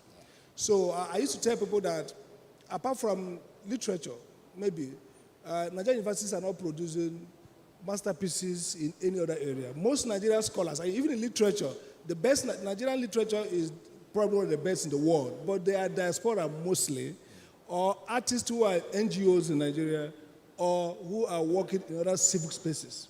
So in the last 20 years, in the 1970s and 80s and 90s, the best Nigerian writers were Nigerian creative thinkers in Nigerian universities. From Wole Soyinka, Chinua Achebe, all of them, they were basically Neo Shudere, they were all products of Nigerian university. So the Nigerian universities and other institutions are not producing enough research, innovation, and they're not feeding into creativity in form of patents and all that. The second problem, again, because for the data, you look at what's driving the data, what's the problem that's reflecting the data. If you look at many of these, Kenya, for example, you can see some degree of handshake between scholars, entrepreneurs, and technocrats. So the industry annex learning and innovation is happening more in those areas than in Nigeria. So the Nigerian enterprises are not connecting to institutes and scholars so that they provide both the financing, both the market, attraction for market, that will enable experts, whether in the area of technical or otherwise, to develop research and produce these patents and register them, make money from them, and of course, businesses will now use them, commercialize them for market to create wealth. So I think this is an area also that Nasarawa should work on. We're talking about natural resources and biodiversity. This is time to commission research, R&D development, create not those companies that came here today to talk about what they're doing. They should also think in terms of, even if it's a small centers, that can harness scholarship and entrepreneurship so that we can help some of these, our smart young boys, to begin to innovate, because the knowledge in your brain will not become patent except you use it to innovate. And that innovation will respond to a market, one, respond to some level of entrepreneurship and support system, which not just government, but companies can provide. So we need to bring that handshake, integrate scholarship, business, and policy, so that you create some kind of clustering where innovators can begin to, they see the reward and they start creating. There are many people in the streets. I see on social media, people who say they develop X, Y, Z. Young people, those people can be nurtured, and before you know it, they will develop world-class products and will improve our patent index. Thank you. Yeah, thank you very much, Dr. Sam. I will soon go to Mr. Miami to contribute to that question, but just want to, again, give a practical example there, because I know that one company that has taken this on quite aggressively all over the world is Microsoft, and very recently they launched their Africa Development Center somewhere in Ikoyi in Lagos, and a big part of it, I think one goal is to train 60,000 developers in Nigeria, right? So this idea of private sector, education, and policy coming together is critical for us to grow our knowledge-based economy. So just going on to you, Mr. Miami, from an IP law perspective, perhaps, how do we address our innovation problem in the knowledge economy? The statistics that you reeled out now are quite fascinating. But looking at it from a slightly different point of view, I think there are other causes for that problem. Number one is ignorance. Every now and then, I see BBC Africa showcase one young person that has just did something fantastic. And I say, wait a minute, this program actually takes you through what this boy has done. I remember there's the case of a boy that had a bicycle that he put the engine of a motorcycle inside that bicycle, and it takes it to work every day. And that documentary showed step by step how he did it. Where is the protection for him? So I think the number one problem is actually ignorance. I think there's a huge problem of ignorance in our people, that there are some creativity that ought to be protected. Then secondly, the other side of that coin is the enforcement problem. And I think for me, that's where the major problem lies. Our intellectual property laws in Nigeria, or rather the enforcement of those laws, is appalling. If you go through our law reports, how many cases of enforcement do you see there? How many? I remember some years ago, in the area of copyright now, not patent, there's this musician, Daddy Shoki, that we all know. Daddy Shoki said he stopped doing cassettes or CDs because all his works have been pirated. And that is the story that you hear from practically every creative Nigerian, that their works are not being protected. So to now relate it back home now, so Nasarawa State probably encourages a local Silicon Valley or a local industry or a digital economy. Where is the IP laws? Where is the enforcement of those laws? If you cannot go around those two basic questions, then we can't even talk about IP laws in about any IP protection in Nasarawa at all. And where there is no law, where there is no protection, where there is no reward system, then of course there will be nobody applying for patents. Because what is the use of applying for a patent that is not recognizable? What is the use of obtaining a patent that you cannot protect? Those are the basic questions that we need to address. Thank you very much, Mr. Miami. Thank you so very much, panelists, for contributing today. We'll just close now with final words and recommendations for the states. So remember, our charge was, how can the states promote a knowledge-based economy? You've all shared great insights. I will now push you for actionable recommendations. I'm happy to lead by example. I think the two things that I'll highlight to the states are, one, the importance of building data infrastructure in the states, strengthening data collection capabilities, because the backbone of any knowledge-based economy is data and information, right? The second is in terms of attracting more startup talent and businesses. I know the Nigerian Startup Bill is in the National Assembly, but even while that is being discussed, I know a number of states are localizing the bill, right? I know Kaduna, Lagos, and a few are talking about that, right? So that's an easy win that can be recommended as well. So we'll start from Mr. Miami so that we can also let him go. Can you just close with a few recommendations to help the state on this path towards building a knowledge-based economy? Thank you very much, Michael. I'll close with just two recommendations. If you recall, where I started from is I said there are two things that basically keep an investor awake at night. And those two things are, one, the profitability of his investments. Is my investment profitable? And secondly, the fear of losing his money. And from the legal perspective, my recommendations is, one, the judicial system has to be strengthened with capable hands. One recurrent problem that we have in all judicial systems is appointing people who are not really competent as judges. When you do that, then your judicial system is going to be filled with mediocres, and the enforcement of law is going to be a strong challenge. That means an investor cannot comfortably come to Nasarawa State because he fears that the judge will give judgment in favor of a local competitor, or because he's not a local person. That's number one. Secondly, and the last one, we just spoke now about data, digital economy, and we rested on the issue of our IP laws. There is nothing that stops Nasarawa from having a strong IP policy and law. Nothing absolutely. Although it is arguable that the Constitution confers the Federal High Court with copyright, etc., protection. I note that there is a small claims court, but those small claims courts can do a lot in the protection of data, in the protection of digital economy, in the protection of the ideas that local entrepreneurs will have. If you focus a bit of attention on this, very soon we hope to see a Nasarawa, or call it a Lafayette Silicon Valley system. Thank you very much. Okay. So for me, for my last words or actionable steps that I would leave Nasarawa State with is I would emphasize on leveraging the principles of digital development. It's there, you can check it on our World Bank website, or you can, in fact, you can just Google principles of digital development. I'm sure the website would come up for you, and you would see them. I think they're about 9 in number.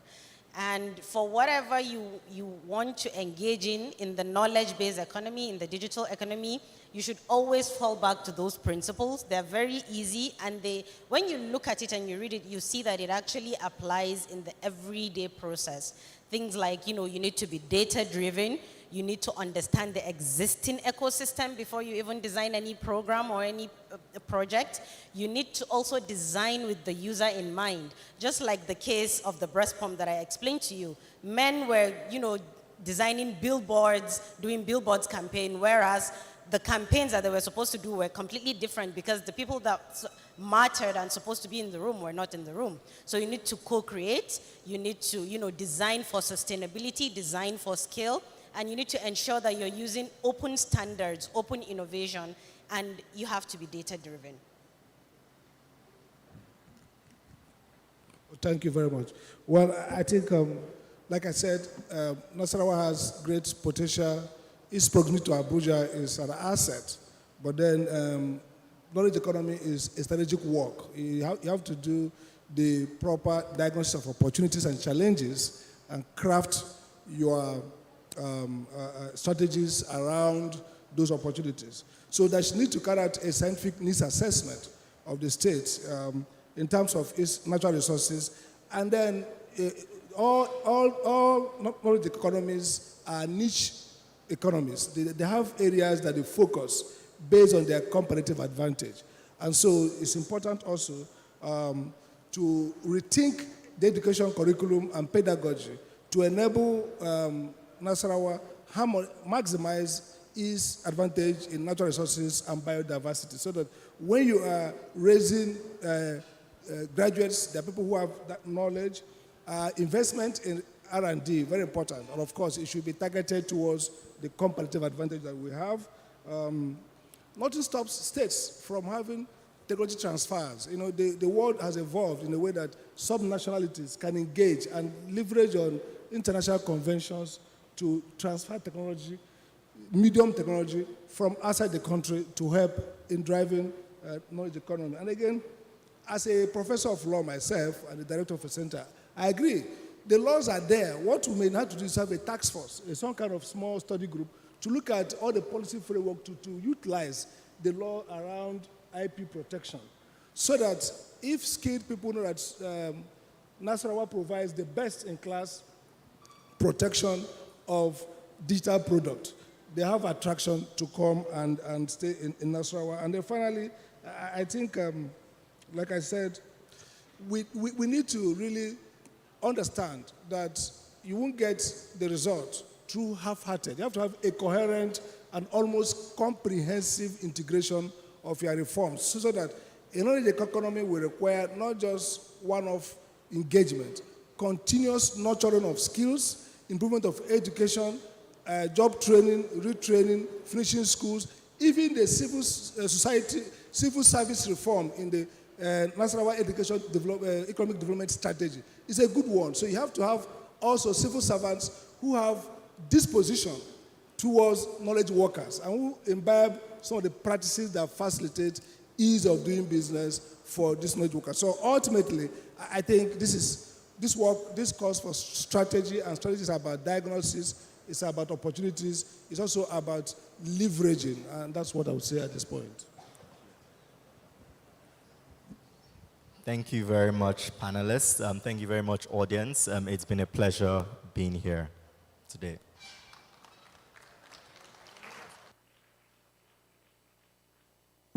Thank you very much. Can we please one more time applaud our panelists for thoroughly dealing with our conversation that was centered around the importance. Do we have a group photograph yet?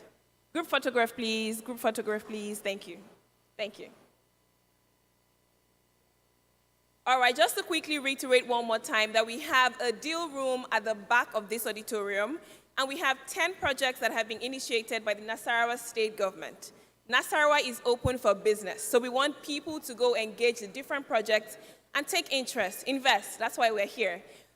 We also have businesses that have exhibition booths at the back of the dealing room, and you can also engage with them as well. We have representatives who are willing and ready to attend to every single person. We want you to have a holistic experience of the summit, not just for the plenary sessions, but for every other thing happening here, to see all the different projects and then see the exhibitors outside the auditorium. Before we have our final plenary session, which is the 6th for this Nasarawa Investment Summit, I'd like to invite a few people for their goodwill messages. First, I'll be inviting Mohammed Abubakar, a representative of Affinity Realty, for his goodwill message. Can we please applaud him as he comes up stage? Thank you very much.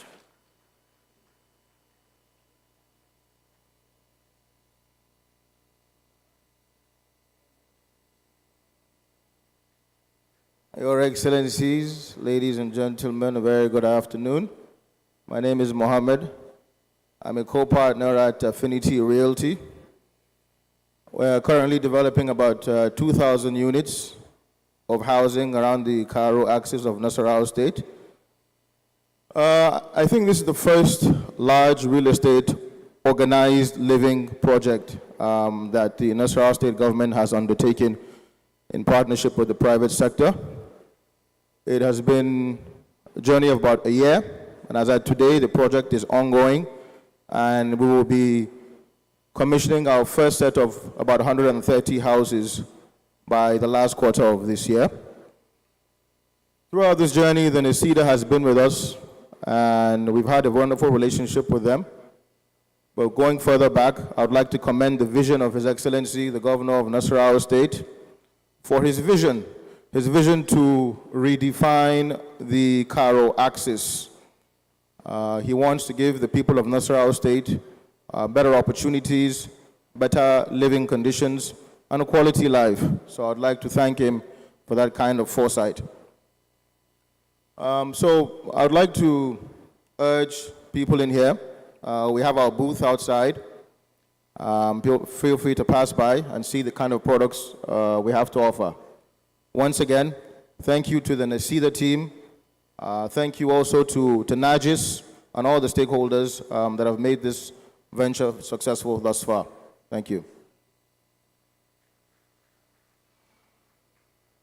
Thank you very much, Mr. Mohammed Abubakar. The sixth plenary session is a multi-segmented one, and we do not want you to miss it for anything. It's actually very packed, and it also forms a bit of the highlight for the summit. However, we'll be taking another goodwill message from one of our partners, the Chief Executive Officer of Takeout Media. Please join me as I make welcome Elijah Afi. He has some fans at the back. Make welcome Elijah Afi. Thank you very much.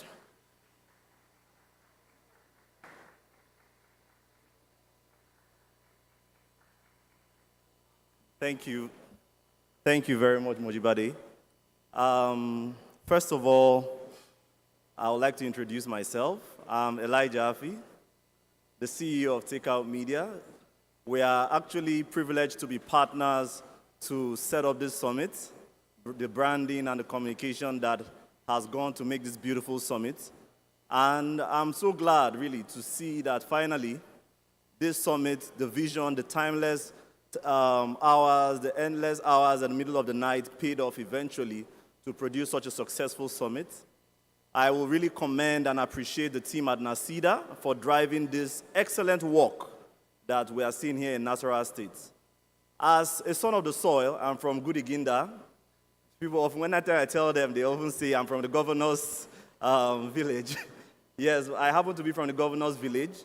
And it's really, really exciting to not just do something for a client, but this time around do something for my own home state, which is really, really phenomenal. Growing up in this state, my father actually indoctrinated me with the idea of giving back. I've always looked for the opportunity. And when Ibrahim reached out to me to tell me that we're going to set up this summit and want it to become a standard that other states will look forward to following after. And indeed, I believe that we have done it. And I look forward to other editions that will come up also. And I also encourage every investor and everyone that has been interested in what is going on in Nasarawa State to come, because this is the state that I can tell you for a fact that has opened up their doors and not just promise and say they will hold your hands. They will literally hold your hands and be on your case till you execute that project and see your project become a massive success. One of the things that Takeout Media also aims to do, and we've begun discussions with Ibrahim about, is to develop the creative and technology community here, the young ones in the university. We are going to come up with a fellowship program to help young creatives like myself find their place on a global stage. And that's something that we hope to also partner with other initiatives like Technology Village that is coming up and other initiatives that will be coming up within the states in the coming years. So I would like to say also that indeed, Nasarawa State is a diamond in the rough, and you have not made a mistake to invest in Nasarawa State. Thank you very much, everyone.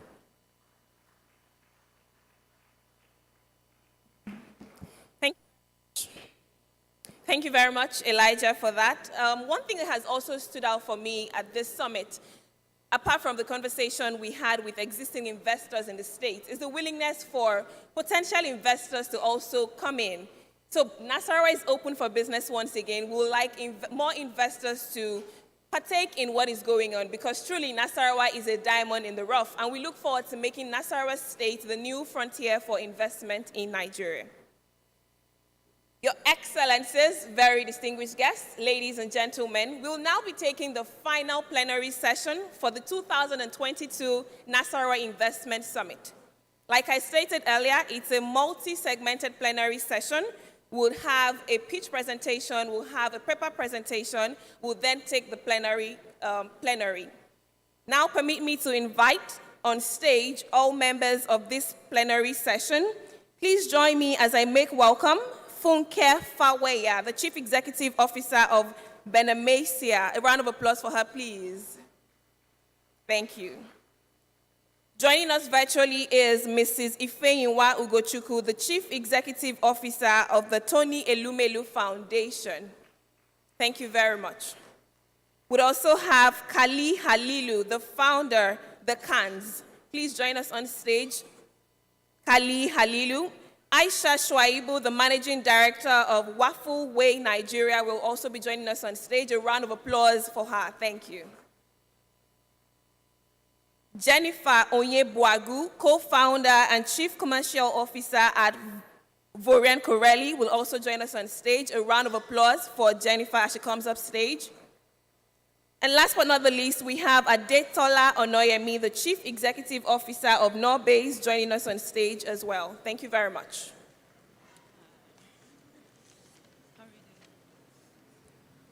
Now, because this is a plenary conversation that is multi-dimensional, we will take a paper presentation for starters, and then we'll move on to a pitch presentation that I will introduce properly when it's time.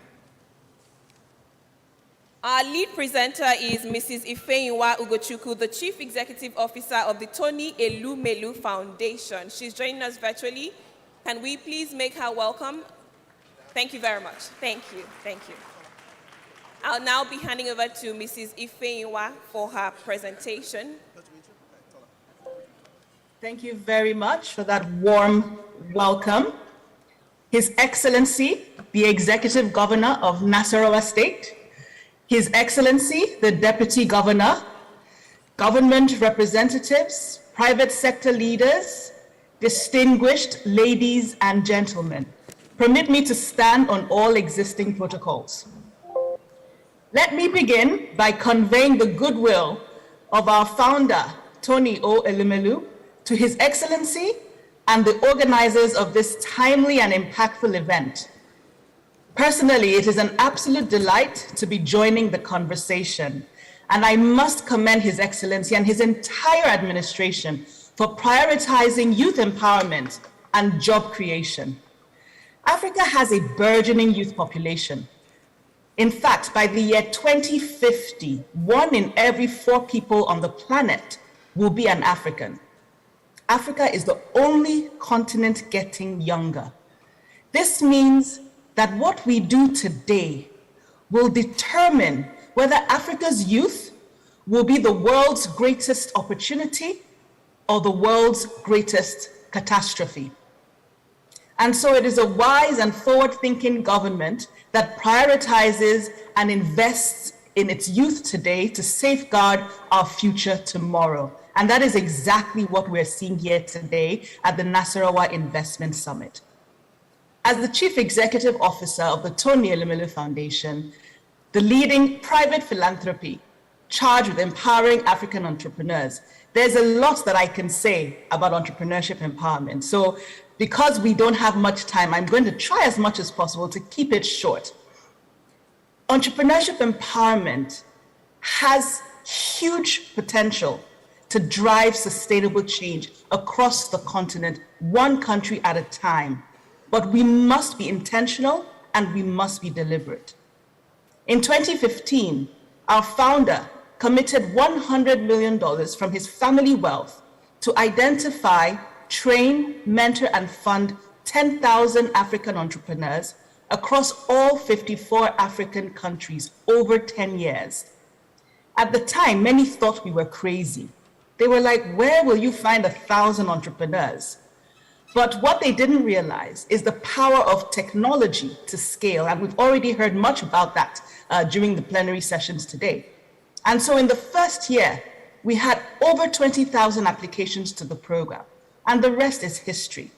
This year alone, 2022, we had 692,000 clicks on our application portal, tfconnect.com.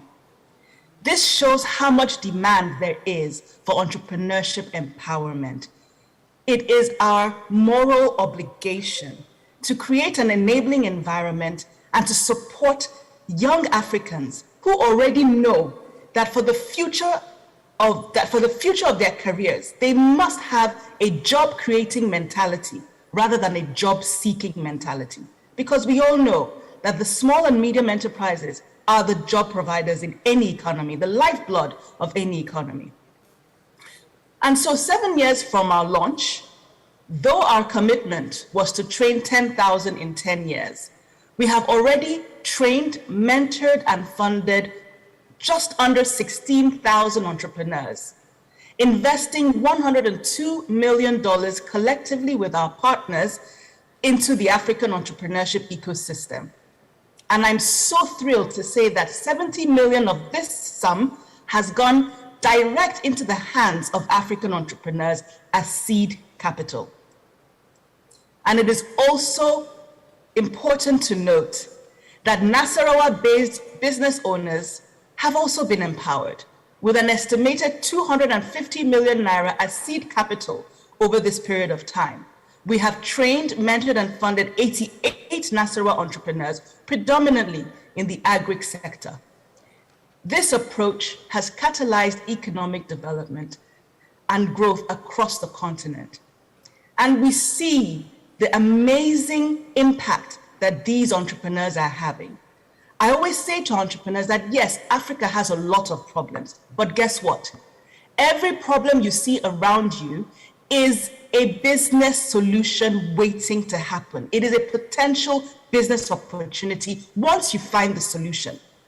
And so we must look at our challenges as opportunities. And that is exactly what we find that Tony Elumelu Foundation entrepreneurs are doing across their communities. A recent PwC study showed that these entrepreneurs have gone on to generate 400,000 direct and indirect jobs. Entrepreneurs have clearly shown that they are the true heroes of Africa's economic transformation. They have firmly taken a hold of the fourth industrial revolution, the digital revolution.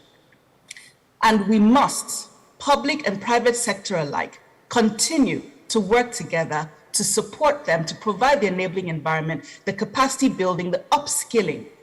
And that is why I'm particularly excited about the proposed Nasarawa Technology Village, which is an innovative solution that will reap demographic and development dividends for decades to come. The Nasarawa Economic Development Strategy is clearly a pragmatic and catalytic blueprint that should be replicated across the country. I would like to conclude by acknowledging how far we have come as a country and a continent, doing away with the old narratives of aid and handouts. Yes, we still have a long way to go, but the point is that it is only Africans that can develop Africa, and the giant is awakening. Africa is not a charity case. We can do it ourselves, as is evidenced here today at the Nasarawa Investment Summit. It's about giving micro, small, medium enterprises a hand up and not handouts. It's about creating self-sufficiency and sustainable development by leveraging our vast natural and human resources. This is how we can position our country to take advantage of global value chains and leverage opportunities that will catalyze transformation and create lasting wealth for generations to come. It is time for Africa to take her rightful place on the global stage as an equal partner with other economies. The journey of 1,000 miles, as they always say, starts with one step. A wise man once said, if you want to go fast, go alone. But if you want to go far, go together. Your Excellency, permit me to end by saying that in this journey of 1,000 miles, you can count on us as one of your biggest fans and champions. We at the Tony Elumelu Foundation will join hands with your administration to ensure that every young Nasarawa entrepreneur has the opportunity and the platform to translate their entrepreneurial dreams into reality. Thank you. Thank you very much, Mrs. Ifeyinwa Ugochukwu. I truly agree with you. The solution to Africa lies in the hands of Africans. And we are sincerely proud of you for the incredible work you're doing at the Tony Elumelu Foundation, especially for Nasarawa State entrepreneurs, for Nigeria, and for Africa at large. And we also want to celebrate you for reiterating your commitment to the growth of Nasarawa State. Thank you very much.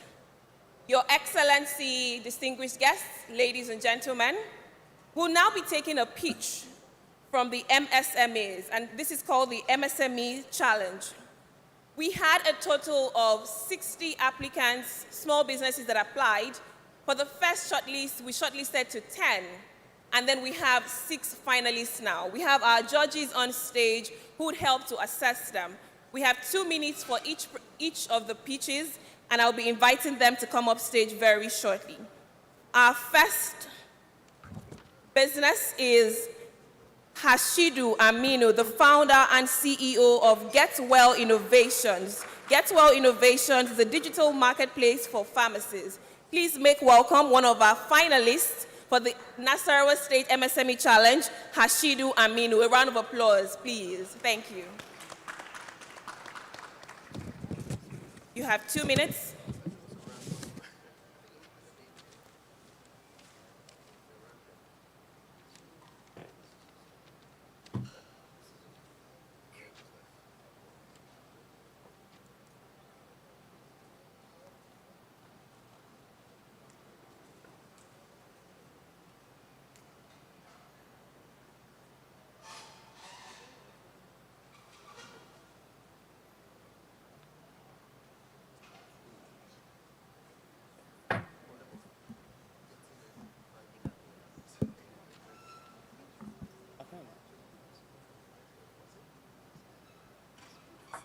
Have you ever imagined losing a loved one, someone very close to you, because you cannot get access to essential medicines at the right time and for the right purpose and at the right place?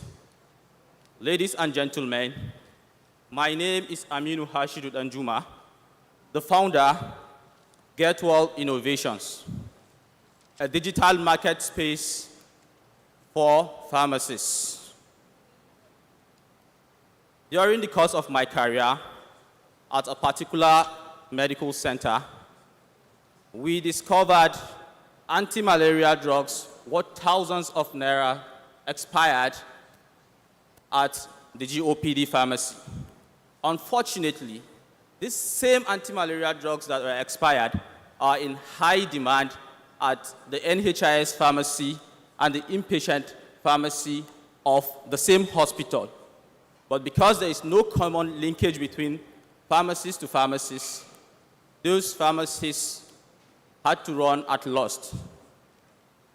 Patients also suffer due to out of stock, and it has over time led to increased hospitalization and loss of lives.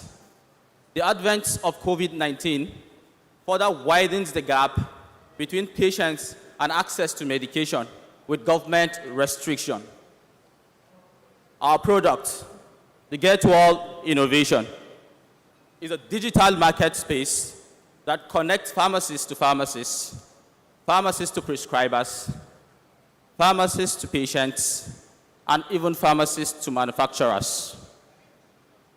By so doing, we are able to link pharmacies, track inventory so as to prevent expiration of drugs, increase patient access to drugs by increased pharmacies' visibility, And with this solution, we are able to bridge the physical distance gap that has been created by COVID-19, and we will be able to better prepare for future pandemics. I understand that there will be government restriction.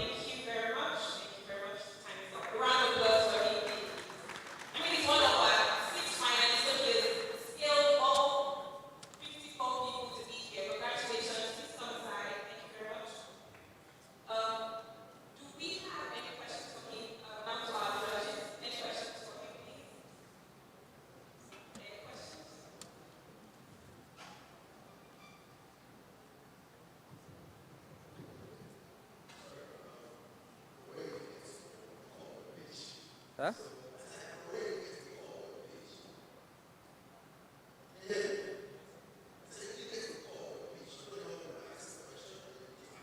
Okay.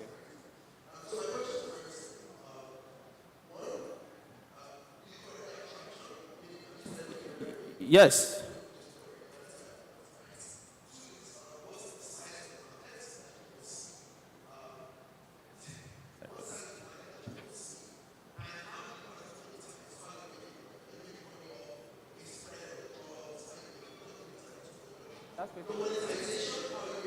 Okay. Okay. The first question. Our business began early this year, and so far we've been able to create a domain. We are currently building our website, and we are on our minimum viable prototype. We expect to kickstart full operation by the end quarter of this year. We also have over 25 pharmacists on our wait list that can't wait to make use of our products and services. We have also signed partnerships with the Nasarawa State Ministry of Health and Drug Management Agency. Currently, we've also outsourced to a logistic company that would help us with drug delivery. The size of the market. As a digital marketplace, we have over 60 million people using the internet just within northern Nigeria. And among these 50 million people, about 14.3 million people used drug as at 2021, which means the market is large and it's viable.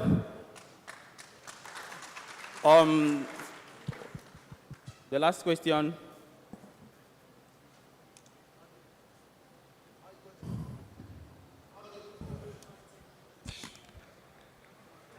How are you making money? What's your monetization policy? Okay. How are you going to make money? We have, our business model is very simple. We have business-to-business model where we charge pharmacists 1% of the money for items purchased using our platform. And then we have business-to-customers model. But our customers, patients and clients, access our platform for free, except when they want to get an on-the-call services from a physician. Because of government restriction, you want to validate or verify your prescription, you would like to talk to a physician so that you will get to know whether you really want that. You will charge you $1 per call, and you can subscribe for the whole year at $50 annually. And also we take 10% commission for the logistic company we just engaged. Yes. Can I make a quick comment, please? Thank you very much for your time.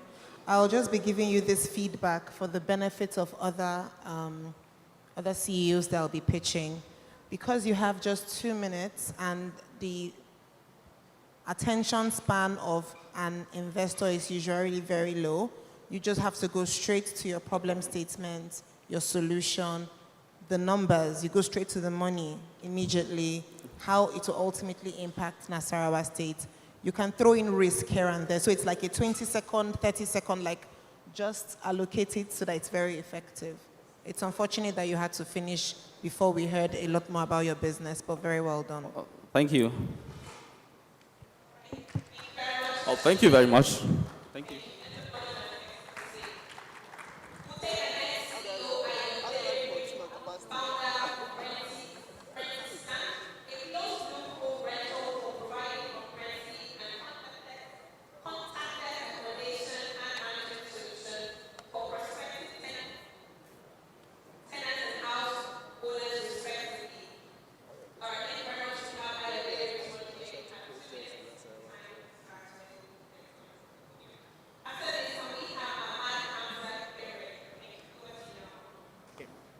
Good afternoon, everyone.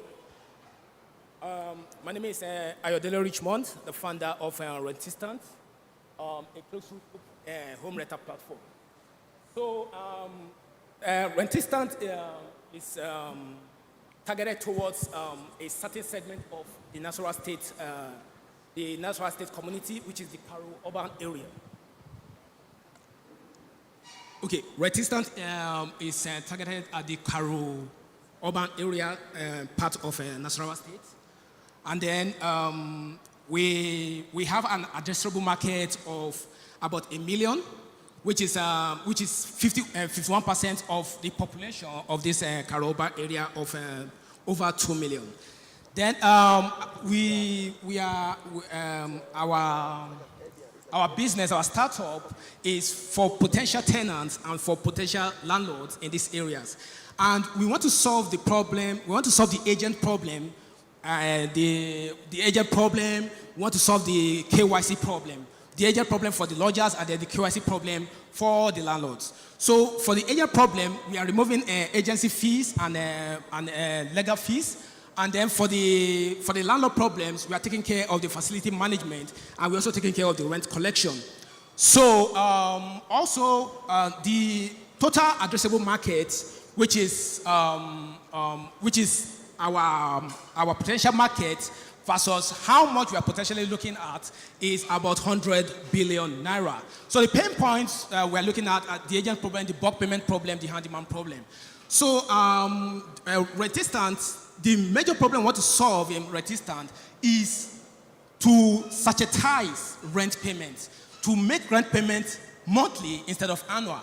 And then also, we also want to help the landlords to be able to deal with the tenancy problem, especially when it comes to rental renewal. So, okay, thank you. Thank you very much, Ayodele. Your Excellency, the Executive Governor of Nasarawa State, what we are doing now is listening to our 6 finalists for the Nasarawa State MSME Challenge. We just had our second CEO present his speech to the judges. And just before you came in as well, we had Mrs. Ifeyiwa Ugochukwu from the Tony Elumelu Foundation reiterate their commitment to supporting Nasarawa State entrepreneurs to achieving the goal of making Nasarawa State the frontier for investment in Nigeria. We'll take questions now from the judges if we have any questions for Ayodele of Rentistant. Thank you. Hello. Can you hear me? My question for you is, how does your business plan to create employment opportunities in Nasarawa State, and who are your competitors, and how do you stand out from them? Okay, thank you very much. How Rentistant is going to be a big opportunity for Nasarawa State as a whole is because we are looking at the Karo urban area as more or less like just the way New Jersey is to New York, because New York is expensive, so New Jersey is like a bedroom community for New York workers. That's how I'm looking at Nasarawa, especially the Karo urban area, as like the bedroom community for the more expensive real estate area of Abuja. So now we are looking at, because like now, the Karo LGA as a local government is about 300,000. But this urban area, which is the outskirts of Abuja, is 2 million. So, which means Nasarawa State, because of its land size, has an opportunity to serve as a sprawl for Abuja, especially the civil servants, and then new visitors to Abuja and Nasarawa. Okay, then for competitors, okay, we have direct competitors like Rent Small, like Split, like Life Easy. Then we have indirect competitors like Airbnb, Kwaba, and Gigi. So our comparative advantage over these people is that, for Rent Small and Split, so we noticed that because they are launched from Lagos, their focus is majorly on the Lagos market, even though they've come into Abuja, but it's kind of like skeletal. So we starting from Nasarawa is like, okay, this is homegrown. So we are not looking for exports from Lagos. Instead, we are starting a homegrown home rental solution for Nasarawa and Abuja markets. If you wouldn't mind, I have a comment. And my comment is, I didn't quite understand the problem that you are solving or the value proposition. And when I don't, or when we don't understand that, it's difficult to follow everything else that you'll be saying. And that will just be also my comments to the other speakers. So if you say your platform connects landlords and tenants, right? What does it do for me as a tenant? Can you respond to that? Okay, as a tenant... In 30 seconds. Okay, as a tenant, what Register does is we take out the agency, the painful agent experience. And then also, for those who are not able to... if you're taking away, sorry I'm interrupting, if you're taking away the painful quote-unquote agent experience, you are also technically an agent. Oh, yes, we are. But instead of just getting an agency fee just to get the tenant in, we are converting the agency fee to break down the annual payments to monthly payments. So it's like they are getting 2 for 1. Okay. Thank you. Sorry, just a quick question. On rent instant, do tenants pay monthly or annually? Okay, for a start, they pay for 3 months. Then after 3 months, then they'll be paying monthly. So do you have contracts with the landlord that says they'll receive the money monthly? Or do you pay at bulk to the landlord and then sub-rent? Okay, both, actually. So because there are some tenants that will have the whole money. So where... I'm talking about your contract with the landlord, not the tenant. Okay. So our existing contract with landlords is either the landlord wants to get part of the percentage that will charge the tenants. So the landlords are directly making it monthly to their tenants. Or if the landlord just wants their annual payment, then we are going to partner with financial institutions to provide the annual rent. So I'm invested in at least 3-4 businesses that do similar thing. I'm invested in Splits, full disclosure, right? Wow. The thing is, the biggest problem in that sector is that you have to have a lot of capital, because if you want to get a lot of properties on your platform, it means that you need to have paid off a lot of landlords in an annual way, then you can sublet it. And so what I'm asking is, what's your escrow plan? What's your plan for cash? So that's where the funding for the $10,000 funding, that is what I came here for, to solve that problem. Thank you very much, Ayodele Richmond, founder, Rentistant. We'll then take our next CEO, Ahmad Hamza, founder, Chief Executive Officer, Maina Rice. They're the producers of homegrown, high-quality rice and other value-added products. Please let's make welcome Ahmad Hamza for a 2-minute speech, after which we'll take Abdullahi Muhammad Baturi. All right. You have 2 minutes, and we'll take 1 question from our judges. Thank you. One question from everyone. Good afternoon, ladies and gentlemen. My name is Engineer Ahmad Hamza Ahmad, the CEO of Maina Rice. Maina Rice, let me start with the statistics. Nigeria as a country produces only 50% of what is consumed of homegrown rice. Most of the rice are imported from outside Nigeria, India, Thailand, and so many Asian countries. So for us to meet up with our food security and save our foreign exchange, we need to consider the homegrown product. And that's why the Nigerian government banned the importation of rice in the year 2017. The problem is that most of our rice, you can just imagine your brother, your sister, a fellow Nigerian consume rice and at the end of the day is diagnosed of appendicitis. Or Nigerian consume rice, unknowingly is an expired rice imported to Nigeria, and at the end of the day, he's diagnosed of colon cancer or so many other terminal diseases. All these need to stop, and we need to produce our own rice.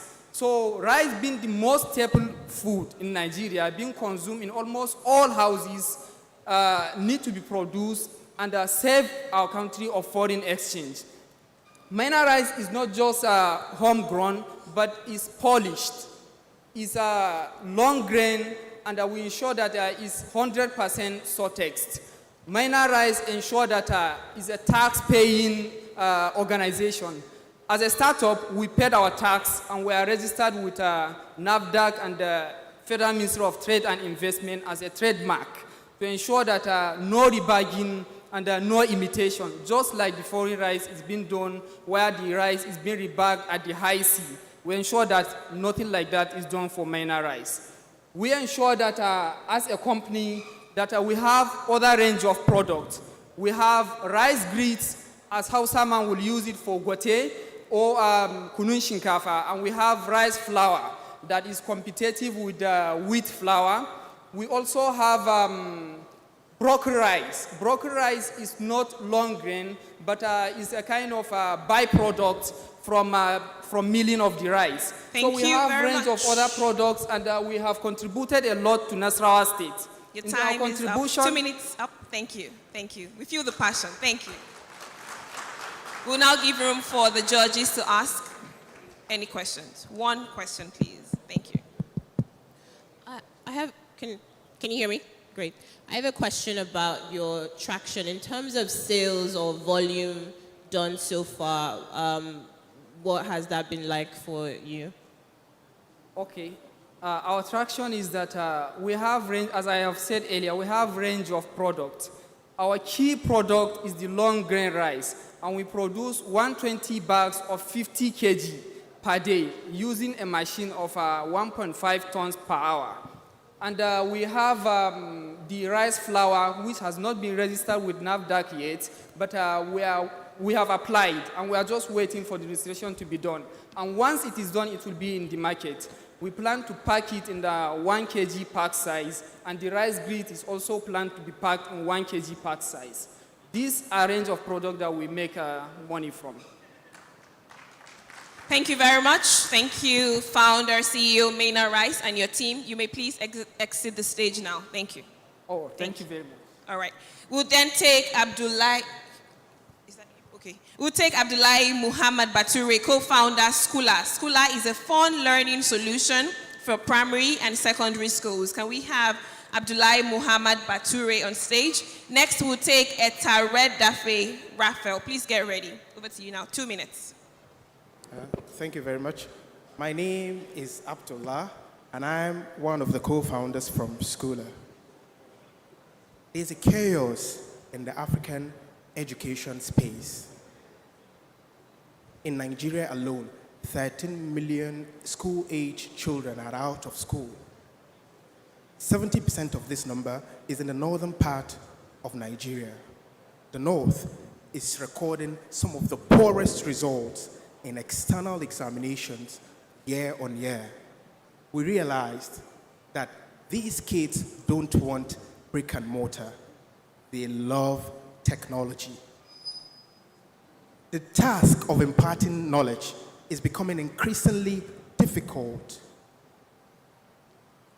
Teachers complain of a hectic process in schools that try to use technology because they don't get any extra pay. Now, Skula gives school owners the peace of mind. Peace of mind when they use our operating system that allows them to upload their customized content or populate a digital curriculum from a pool of premium content on our platform. We use gamification to drive engagement and reward the students with points, ranks, and leaderboard when they take school assessment on our platform. For teachers, we embedded an AI to help them generate content faster, and we allow creative teachers to host premium content on our platform and share it with anyone on the platform to make money for a fee. We launched in Nigeria, in Kaduna, and focused on a beachhead market in 4 Nigerian states of Kano, Kaduna, Abuja, and Lagos. And we have 1 school in Nasarawa State. And I am proud to say I am from Nasarawa State, and my team member and co-founder, Nasir, has built solutions for Julius Berger PLC. Thank you. Thank you very much. Over to you, judges. Yeah, I have a comment. I would say, 3 comments that would really assist your next pitch. Okay. The first is education tech, which is ed tech, which is what you're into, can tend to be very, for lack of a better word, boring when you are giving your pitch. So it's important that your opening statement is very punchy and is able to grab attention. That's one. Number 2, is it safe for me to say your platform is like Coursera? No, it's not. What is your platform like that is already popular and established? You can simply use that comparison. So you can say, Scholar is the Coursera of Nasarawa State. It takes people straight to what you do without having to give too much technical explanation. And number 3 would, for me, be your presentation style and the typography and the colors you used. Lime green and gray sometimes can be contrasting. So even from the screen, even though I'm not in a good angle, it was difficult to read as opposed to other people that presented. So that would just be the 3 feedbacks. Thank you. Feedback I'll give to you. All right. I have a quick question. So first is, let's talk a bit about your AI, right? So talk me a bit through 2 things, right? One is the team building the AI, and is it proprietary? Did you build it out yourself? And what's the team building it and the background of the team building? That's one. I think second thing I want to understand is it currently in use? And what's the revenue you've made if it's currently in use? I think because the special thing about your product, if it works, is the AI component. So I'm curious to see more about that part. Okay, so I'll start with the traction. We have over 22,000 users on our platform, and we have 7,000 daily active users. We've deployed in 50 plus Next schools. time, start with that. Yes, I know I could start with that. Then our AI helps the teachers generate assessment questions from a handwritten note, scanned copy, or PDF, notes they upload to the platform. And it's not proprietary. We have a partnership with FlexUD, an edtech company in Germany. Thank you. So that sounds more like that sounds like computer OCR, right? That's what you're saying. That's like computer OCR. No, we use actually like a GP3, That's not AI though. That's like image learning. That's not AR. It's fine. Don't worry. It's fine. Okay. Sorry. Any question? All right. Thank you very much. One more question, please. Okay. I'm just concerned about your go-to-market strategy, because clearly the person paying for the platform, is different from your audience, at the end of the day. So what's your go-to-market strategy? No, we are a B2B solution. We work with schools. You need to be in a school to be on the Schooler platform. And some of the things we want to roll out is a smart school. A smart school, a digital school by schools, because we believe that schools, are to be responsible for teaching. So the lot of bulk of things I have not able to say in the pitch. So we charge schools an annual subscription that is metered at $5 per child, So, and then they get to do all the fun things, use the tournament feature, do an extra lesson, do a remote class like it happened during the COVID lockdowns on the 20 schools that started using our solution. Thank you very much. All right, thank you very much, Abdullahi, co-founder, Schooler. Thank you. We'll now take Etare Dafe Raphael, the Chief Executive Officer of Juliet, all simplifying entry into tech. After that, we'll take our final business for today. Please get ready, Tasiu Kwaplong Said. Good afternoon, Your Excellency. Can I take this up? Yeah, thank you. Good afternoon, Your Excellency. Standing on every other protocol, my name is Etare Dafe Raphael, popularly known as Mr. Juliet. The name is beginning to stick. So just like the last judge said, so see Juliet as the Coursera for Nasarawa State. But how exactly does this work? And what exactly are we doing? Look into the tech infrastructure, the tech industry as a whole, globally. There's a huge gap between the male and the female involved in tech, actively involved in tech. So what Juliet is doing was solving all of those problems using artificial intelligence. Now, a lot of these ladies find it difficult to go through technology because they don't have active mentorship. So we don't want ladies to watch videos.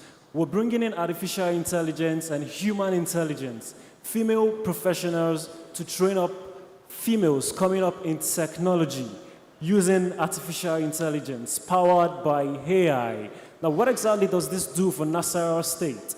This develops economic growth, it promotes self-sustainability, and then we're looking at women. As a matter of fact, yesterday, we signed an MOU with the Ministry of Women Affairs and BITC Lafayette to train up 100 young women already in Nasarawa State. I think we should give a round of applause to Nasarawa State for doing that. Now, we're not just training these young women, we're training them. We have a partnership in process with LinkedIn to pick up the same young women and get them actively engaged in jobs. So we're solving this problem of unemployment using artificial intelligence, at the same time powered by both AI and human intelligence. Thank you.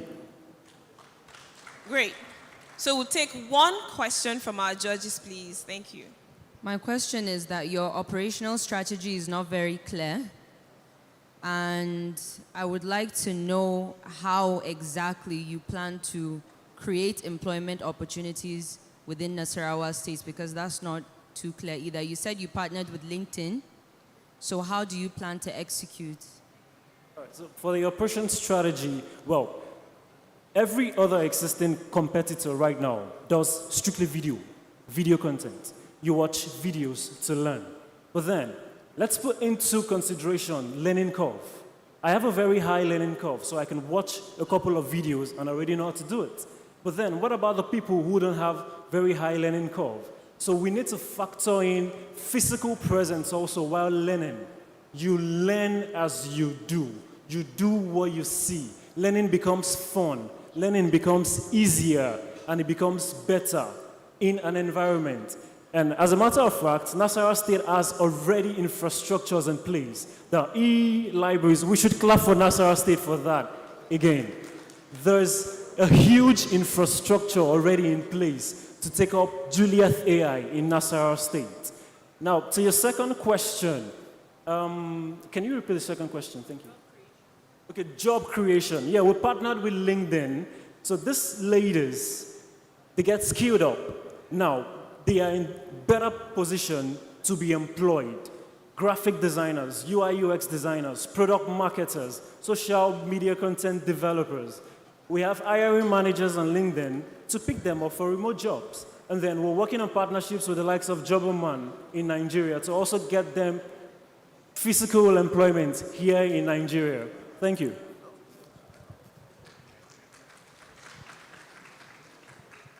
Thank you very much. Okay, we'll take a final short question, which you'll provide an answer to in 30 seconds. It's just a quick question. What's the size of your team, and how many of them are women? I should show you that. Please, can you jump to the team slide? It's actually interesting because I'm a male pushing for female in technology. But I need you to see that for yourself. Can you jump to the team slide? Okay. 60% of our team are females. 60% of our mentors are females. The reason for that is because there are some fields that are dominated by males. So we need to train up women first so they can train up other women. Thank you. Thank you very much. Yes, thank you. Thank you. So we'll take our final business today, which is Tasiu Kwaplong Said, founder, CEO, Easy Buy For Me. Easy Buy For Me is the Uber of errands. You have 2 minutes.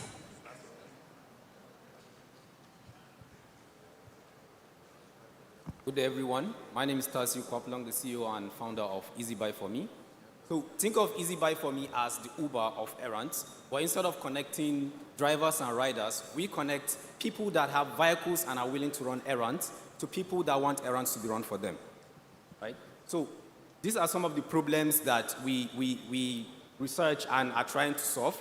Now, one of the problems is, people having very short time to carry out some activities, and they need someone to help them do it. We also have vehicle owners. Vehicle owners have their vehicles being more of liability than income generation tools. right? So next. So our solution is channeled to solve problems for 3 customer segments, right? The first is merchants. So we are going to help merchants to make more sales, and also our platform is going to enable them, advertise their products.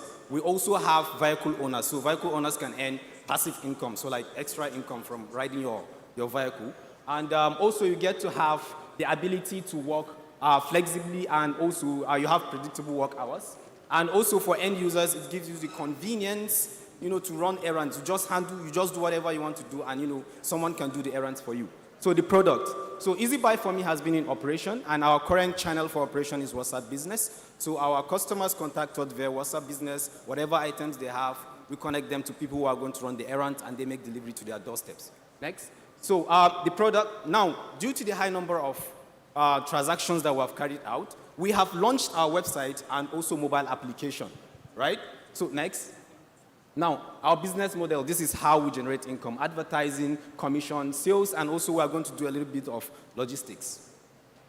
So this is our traction. We have been in operation in Lafia since February, and we have exactly 605 customers, completed more than 150 transactions, and the transaction amounts to about 232,000 naira. Next. So this is our team. Thank you very much. You have exhausted 2 minutes. And now we'll take just one question, please, just one. And you have 20 seconds to provide an answer. Thank you. Well, first of all, welcome to my industry. Mine isn't a question, really. It's just a piece of advice. I would like you to concentrate on supply, because the logistics and mobility market in Africa is largely underserved, and that gap is not going to close anytime soon. So if I were you, I'll focus all my energy on how to get more supply. As customers will never be your problem, it will be how to scale your drivers and be able to meet up with those needs. So I would like you to focus on stripping off all the features and focus on just delivery and how to grow your own supply. Thank you. If you would just permit me to give him this comment, it would be very useful. Thank you very much. This was by far my most enjoyable presentation for today, I must tell you. Because this is the first presentation where, with the short period of time, I understood what you were doing straight away. I saw your numbers, I saw your team, I saw the problem you were solving. You were very enthusiastic, you got me engaged, so I loved it. The most important thing I want to say is, the moment I saw the errands bit, there is a trust deficit in the country. I wouldn't have a stranger run my errand. So if it's a pick-up type discussion, it's different, but to literally run an errand for me, I don't know if there are classification of the errands, it's something that I, as a user, would be restricted to doing on your platform. So put that into consideration as to how to solve the trust deficit problem. And I think you're really going to go far. I enjoyed it. Thank you. Thank you very much. Thank you very much. Can we applaud all our businesses and our judges as well for the very intellectually stimulating challenges they pose to these businesses? We'll now have Viva Musa, the Vice President of Innovation and Strategy for NACIDA. Just give us an overview of the MSME challenge and why it was birthed in the first place. Can we have Viva, please? But whilst we're listening to Viva, we'll also have the judges collate their results so we can announce the winners very shortly. Over to you now, Viva. Judges, we're coming to you now. Please collate results. We want to announce the winners. I'd like to announce that we'll be taking 3 winners from the 6 finalists today. Over to you now. Okay. So my name is Viva Musa. I'm the VP Innovation and Strategy at NACIDA. So standing on existing protocol and with special appreciation and thanks to the Executive Governor of Nasarawa State, His Excellency Engineer Abdullahi Sule, for giving us this platform to showcase Nasarawa State and for creating in Nasarawa an enabling environment for not only investors, but for indigents of the state as well. As an indigent of the state myself, I would like to applaud the SME Challenge, the initiative that is targeted at providing SMEs with access to capital and adequate government and private sector support that will enable businesses to establish, build, and to grow. During the inaugural SME Challenge, there were 61 promising applications which had innovative projects ranging across agriculture, real estate, human capital development, and others which were presented at this pitch. I'm sure you heard and you really enjoyed the pitches that were given. I'm happy to say that only 3 out of the 6 that were presented today will sign an MOU or have signed an MOU with Nasarawa State government. One of these MOUs creates a learning platform for users, and another gives training to young women on tech skills in the educational technology or the EdTech space. One of our investors, Dun & Bradford, has offered to share resources to the winning team, which will, 1, aid visibility to the global stage. They will also give vendor pre-qualification by Fortune 500 companies. And lastly, they will open doors to access finance. Of course, this is just one of the investors that are promising this. We applaud this initiative, and we welcome small businesses, and we support youth development in the state.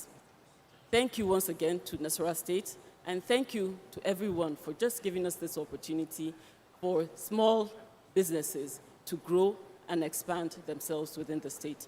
Thank you. Thank you very much, Viva. Before we officially announce the winners, we'd like to take the country director of Dun & Bradstreet, Wama Duriyai, for a quick remark. Now, it's also worthy to mention that he has graciously agreed to sponsor and support the first place winner to position him or her, him, for global visibility. Please let's make welcome Woma Duriyai, the country director of Dun & Bradstreet. Thank you very much.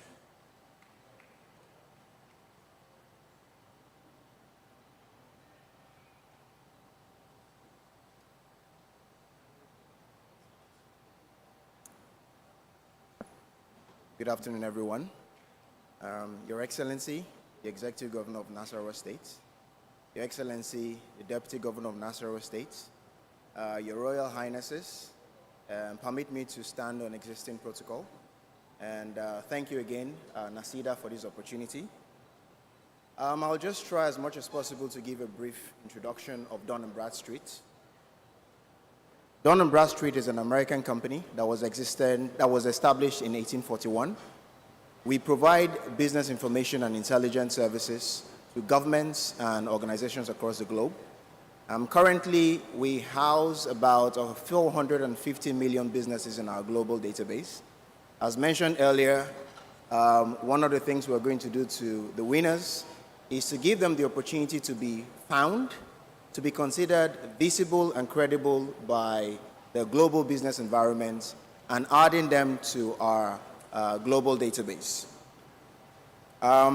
It will interest you to know that indirectly, we have worked with Nasarawa State in the sense that we have in the neighborhood of 1,000 SMEs on our global database as of today. And one of the ways we have done this is basically by responding to foreign investors looking to partner with businesses across Nigeria, and of course, Nasarawa State is not exempted. I would like this opportunity to state that we have been in discussions with NACIDA. We hope to forward this discussion by helping Nasarawa State create what we'll consider an SME marketplace where we can actually segment these SMEs, provide them in different categories and the right type of skills and instruments needed to allow them to be seen as credible and as trustworthy. Of course, it's always a concern for foreign investors coming into Nigeria, and I'll use Nasarawa State since we're talking about Nasarawa State, to find the right type of local partners. So one of the things that we're going to do, I think in the near future, with the help of NACIDA, is to work very closely with the state governments to help take away that issue of trust from our local businesses, to encourage them to employ some governance structures and processes that allows for sustainable growth. And Your Excellency and all the judges, thank you very much for this opportunity to speak very quickly. And I look forward to a successful end of this session, and of course to continuously partner with Nasarawa State moving forward. Thank you very much.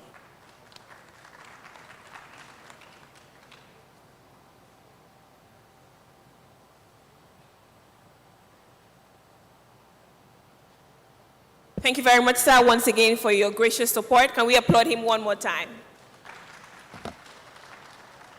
I think this has been a truly insightful summit, but we'll take a final plenary session very shortly, but we'll announce our winners. We're collecting the result, but I just want to reiterate that we have a deal room at the back, and we have exhibitors outside the auditorium as well. Please engage them, check the projects that Nasarawa State has initiated, and be a part of it. Don't miss out on this golden opportunity. Thank you once again for coming to Nasarawa State. Thank you for being here. We thank our amiable and our honorable governor and deputy governor for their leadership and for positioning Nasarawa State for this summit and for the future that we desire. Thank you very much. Would like to thank Mojibade for doing a very splendid show. Right now, would like to let you know that the results will be announced. We have 3 winners. You had 6 pitches, and for each of these winners, first and foremost, they're indigents of Nasarawa State, that's one part, but the other beautiful part is also for people who have their businesses in Nasarawa State. So really, it's all about the business, but incidentally, the 3 winners I heard are from Nasarawa State, and their businesses is Nasarawa owned and homegrown. So can we give them a round of applause as well? So I'd like to invite, I think, the chief judge to come and tell me who have won. We'll begin with the 3rd place, and the person to help us present the check to the third prize winner would like to invite Architect Seze to please come up on stage. He will be the one to help us. Just hold on for a second. You know this thing about winning. We're not about to rig. There's no rigging about this. We won't change the results. Just hold on for a second. And while they're tweaking the results, Kelmash Technologies said for us that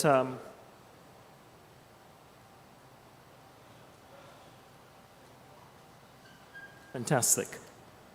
I was just trying to say that Kelmash Technologies said for us that they received their C of O at the speed of light. I'd like to invite His Excellency, the Deputy Governor, Dr. Emmanuel Akabe, who would come up stage and announce the results for us, but then we would invite these other gentlemen, highly esteemed guests of ours, for them to present the prizes. So His Excellency, the Deputy, Architect Seze is here, and then, of course, he will present the 3rd place prize. But the announcement of the winners will be done by His Excellency, Dr. Emmanuel Akabe, the Deputy Governor of Nasarawa State. And thank you so much, Architect Seze, for coming up as fast as you did. Thank you so much. Nasarawa State is investor-friendliest and investor-efficient, investor best choice, Your Excellency.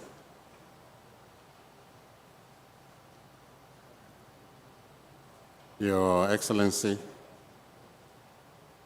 the Executive Governor of Nasarawa State, our mentor, our principal, Engineer Abdullahi A. Sule, members of the State Executive Council that are here, the special advisors, our royal fathers, Secretary to the State Government in absentia, the head of service,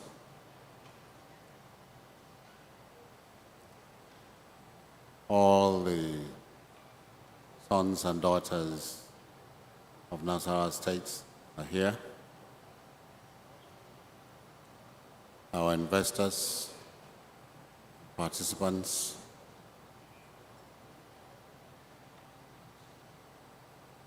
gentlemen of the press, invited guests, ladies and gentlemen. I am to announce the results of this SME challenge. But before I do that, with the permission of His Excellency, the Executive Governor, I wish to make just one or two comments. Indeed, this is something that is new to Nasarawa State. Diamond in the rough. Our inaugural investment summit, it is also a diamond in the rough. And the course of the preparations for the summit and the course of the execution of the summit must have been some few rough edges that we have noticed. And hopefully, by the time we have a second investment summit, those rough edges will have been polished. If there are any shortcomings, we apologize for those shortcomings. We're open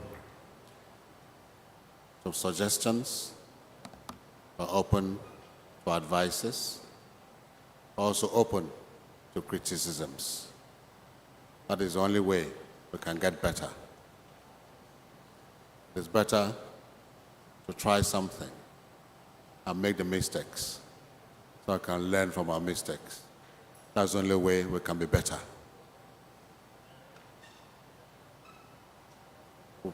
Some of us have been here since yesterday and participated fully in all the segments. We say a big thank you to all of you. Nasarawa State, indeed, is a new investment hub in Nigeria. We must thank His Excellency, the Executive Governor, for throwing the challenge to us. We must thank the Executive Governor for giving us that field in which to operate. While the Deputy Governor, former Deputy Governor of Taraba, just left, I was looking and said, look, you guys have done very well. I said, why? He said, no, imagine these young men and women in Nasida and other people. Young guys, brilliant chaps, you harvested them, and you're giving them the room to operate.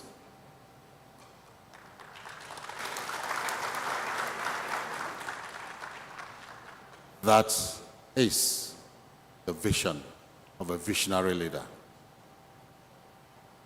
We can't have it any better. We're calling all those who have been here, who have come in to see what Nasarawa State has in stock, to please help us to continue to build on what we have started as a state, as a people.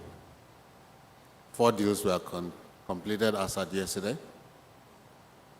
We hope and pray that a lot more deals will be considered, a lot more deals will be completed in the course of time. This is the summit. A lot of talking has taken place. A lot of good words, commendations. Let us put this into action and let us see a difference. I'm sure by the time His Excellency comes to speak, he will appropriately thank each and every one of us for active participation in this summit. Having said that, I want to now announce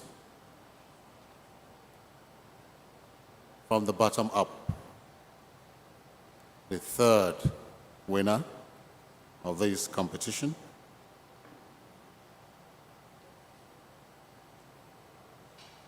I don't know if you can guess. Can we guess? We can't? Okay. Number 3.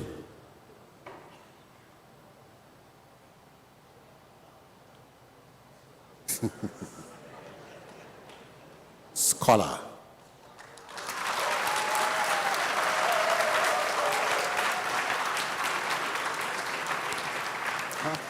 How's this fly?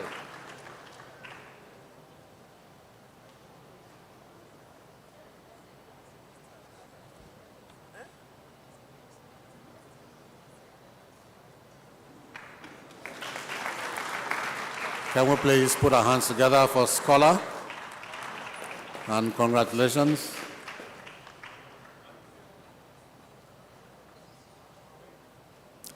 $2,000.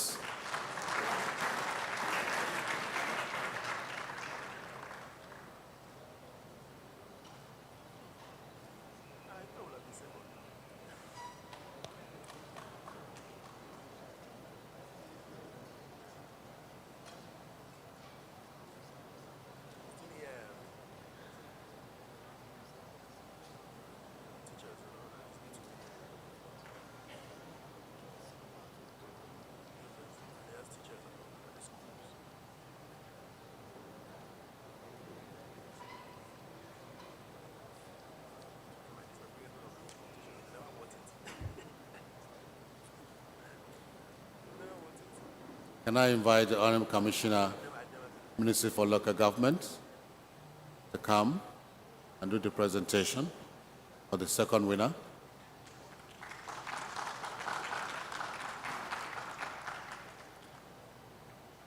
So the runner-up,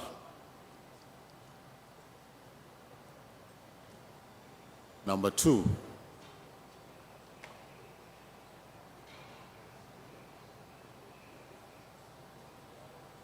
I will try to be fast. I'm sure we've not had lunch yet. Have we had lunch? What would you like to have for lunch? What would you like to have for lunch? What?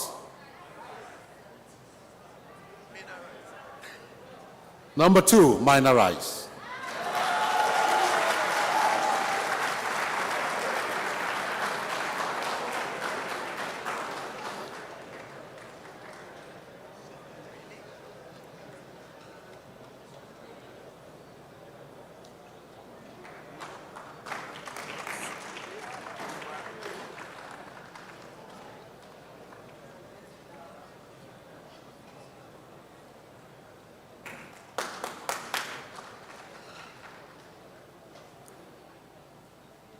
Everybody wants to have rice for lunch.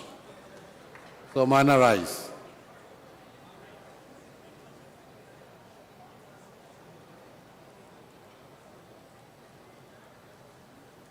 Minor rice, congratulations. $3,000. Congratulations.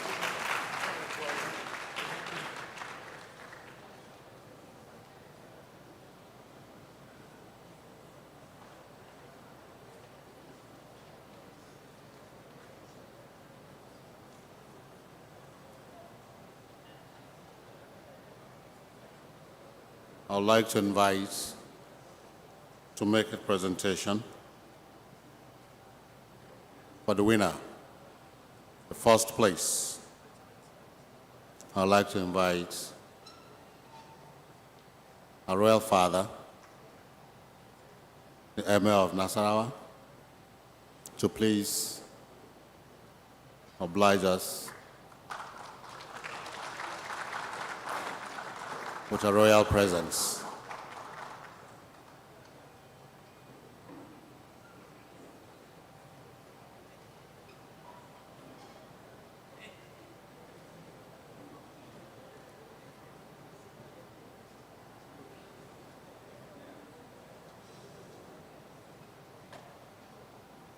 nothing good comes easy, right? And therefore, I'm going to hoard announcing the winner. I'll like to invite His Royal Highness, maybe make a goodwill message, and after that, I'll announce the winner and he will do the presentation. Thank you.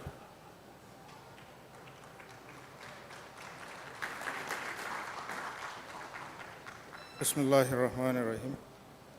Your Excellency, our dear amiable Governor, A.A. Sule, the Deputy Governor, Dr. Emmanuel Akabi, our Royal Fathers, distinguished ladies and gentlemen, it's a great pleasure for us to be here, and in fact, we've been here since yesterday to witness a monumental event, the like that has never happened in this state. And we give kudos to the leadership of His Excellency Engineer A.A. Sule. This investment summit, the first of its kind in Nasarawa State, and from what we have seen since yesterday, the caliber of people that assembled here, from the Vice President of the Federal Republic to a former President of a neighboring country, the entire leadership of the ruling party at the national level, all our senators, members of the National Assembly, past and present political leaders, we can say that the cream of political leadership was assembled here for this very event. And if you are talking about policy direction, who else is in a position to implement policies other than the political leadership? So we can say quite confidently that we've gotten the necessary political muscle to drive this process forward. Secondly, when you look at the captains of industries and you have the like of Dangote, we don't need to mention any other person again. And when such people are around and they listen and talk to the powers that be, it is little wonder that before Dangote left here, he has already made a commitment. He has his foot here. What he needs now is a full chair to sit down properly and continue to do what is knows best, that is business.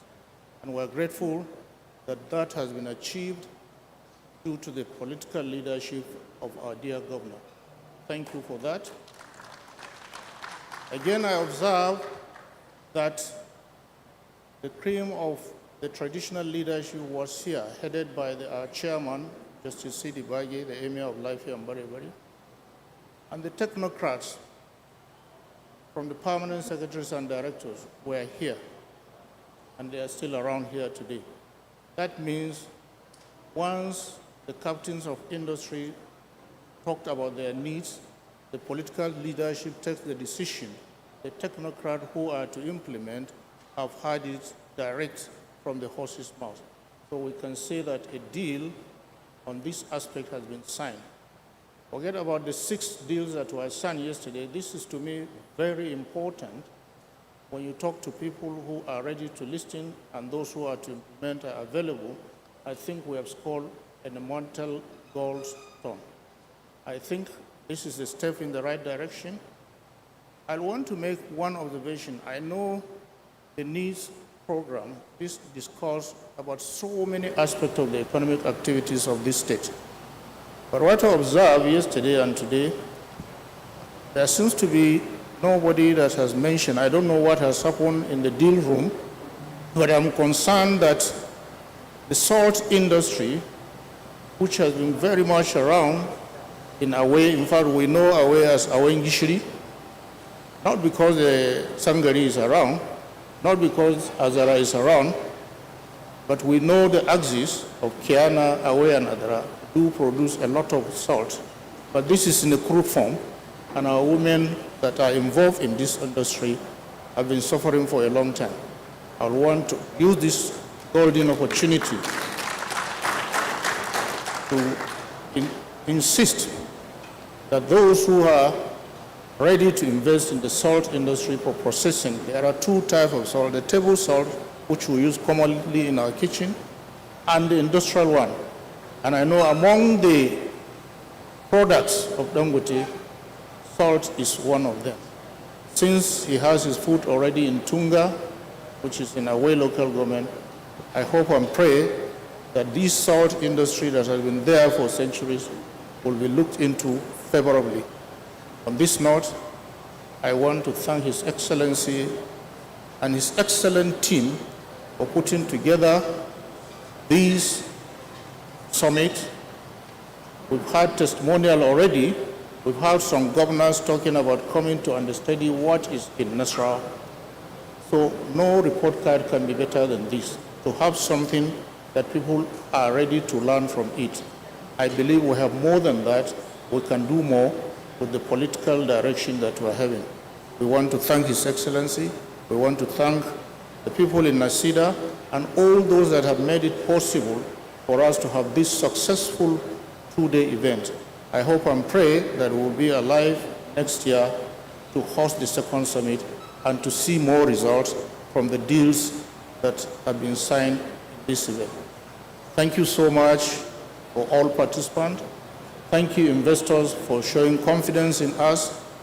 And thank you, and God bless Nasarawa State.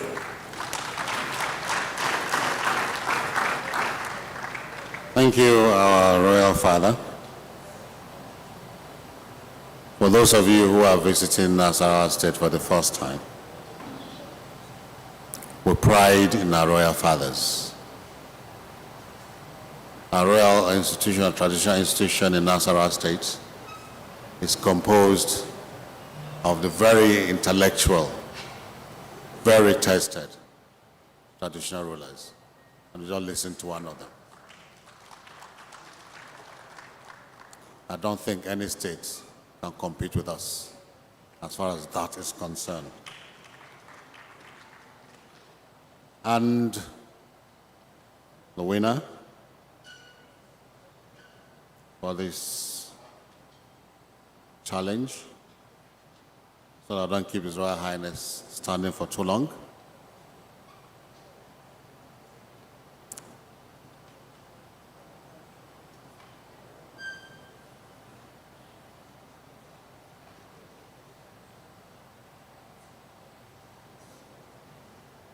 Sorry, I didn't need him. Easy buy for me.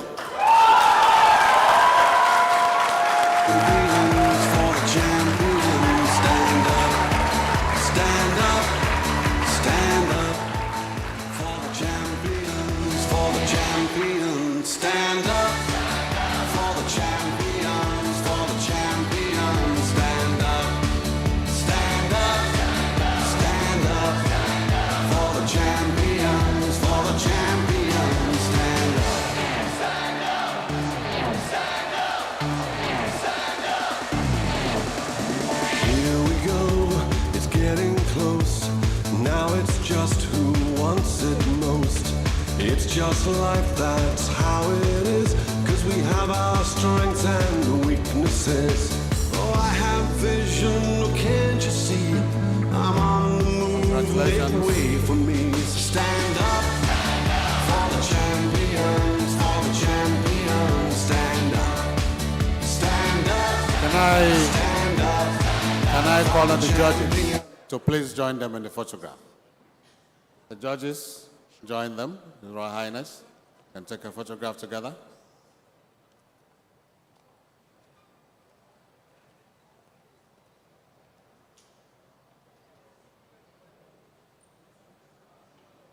And the sponsor can join, the sponsor.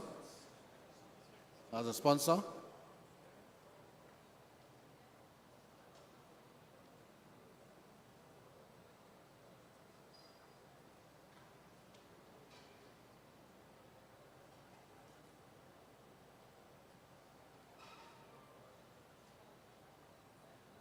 So congratulations.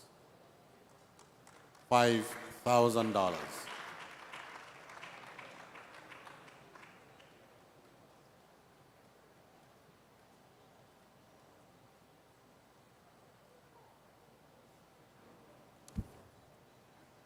Hello, guys. Do you know you can get up? Okay, thank you. Can we give a rousing round of applause to His Excellency the Deputy Governor? Stand up, stand up for the champions, for the champions. Stand up for the champions. All right, thank you so much. The champion song, can you hold on for a second? Stand up for the champions, for the champions. Stand up. Stand up. Stand up. Stand up. Here we go. It's getting close. Now it's just who wants it most. It's just Thank you very much. That's how it is. It's we have often said that he who gives the gift of weaknesses. encouragement gives people the tool to build their lives. What His Excellency Engineer Abdullahi Aisule through the Nasarawa Investment Summit has been doing is to give people the tool to build their lives. Young, full of dreams, they're young and they're yielding yields and they're here and he's making them rich for their dreams. The winner, who we have been singing champion, stand up for the we'd like him to tell His Excellency and our royal fathers what part of Nasarawa State he is from. Name, just tell them about yourself a bit. Wow. I'm overwhelmed. His Excellency the Governor, other members of the High Table, I stand on the existing protocol. My name is Tasiu Kwaplong Said. I'm actually from Plateau State, but right from my my secondary school to Polytechnic to the university, I attended all my schools here in Lafia. Yeah, so I've been in Lafia for a while, more than 15 years now. So, easy buy for me, right? Well, okay, so this is actually a second startup that we are starting. The first one, we didn't actually get the legal structure and all, and it collapsed immediately when we launched. And that gave us experience to now do Easy Buy for Me, right? Like basically errand, right? So I don't know how to say it, but I'm very overwhelmed. So I'll just say thank you very much. Thank you to the team that organized this and the government of Nasarawa State. Really appreciate it. Thank you. Thank you. The approach from Nasida, when they said to tell you he was born, bred, nurtured by the air and everything of Nasarawa. You know how Nasarawa State climb is. It makes all of us, it Nasarawises all of us. And this is basically how he's been able to get what he's been able to get. But we thank you and we thank His Excellency. The Nasarawa Investment Summit has been about celebrating that spirit to go forward, the spirit of innovation, the spirit to break bounds. Now, let me tell you one thing before I invite His Excellency, Engineer Abdullahi Aisule. When the Israelites left Egypt and took that long journey to cross the Red Sea so that they can go to Canaan, it was promised as some promised land. Nasarawa State may not have gotten to the promised land yet, but I tell you, with this investment summit, we can see the horizon. His Excellency has been applauded all through the summit. It's my honor and singular privilege. They said he is a breaker of conventions, Engineer Abdullahi Aisule. He is an opener of doors that haven't yet been opened. He is a person who walks in where angels dare not tread. He is one governor who is exceeding all expectations, yet he touches the stars and keeps his feet on the ground because he's very humble and down to earth. This is the kernel of futuristic leadership. This is what we're talking about, planting the seeds today so that generations unborn can grow in economic prosperity, in wealth, in self-sufficiency, That is the dream of exceeding all expectations. That is the dream of Engineer Abdullahi Esuli. And this is what we have started at the Nasarawa Investment Summit. It's my singular honor and privilege to invite the Executive Governor of Nasarawa State, who has been re-engineering the economy of Nasarawa State. And I could actually go on and on when they can actually take their time to set this thing up very slowly. Should I tell you about Engineer Abdullahi Esuli? Okay, let me begin with the history of Gudi, where he was born, since we have our royal fathers here. He comes from a lineage. Your Excellency, they have not finished. You know, he's an engineer. He doesn't like you to talk too much. He practicalizes. Put your hands together for His Excellency Engineer Abdullahi Esule, making Nasarawa State the new economic frontier, the new investment destination for Nigeria, and doing it as he exceeds all expectations and, of course, breaking all conventions as well. Thank you for having been part of the Nasarawa Investment Summit, and let's welcome His Excellency Engineer Abdullahi Esule to make his closing remarks for the summit. Your Excellency, sir.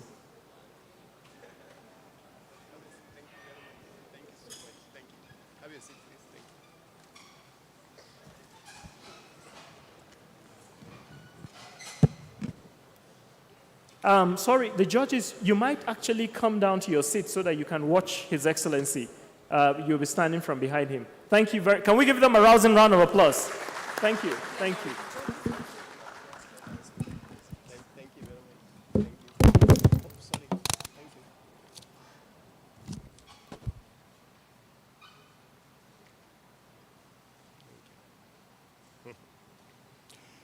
Your Excellency, the Deputy Governor of Nasarawa State, Dr. Emmanuel Akabe, and the chairman of the committee actually for the planning of this wonderful event that we have just had.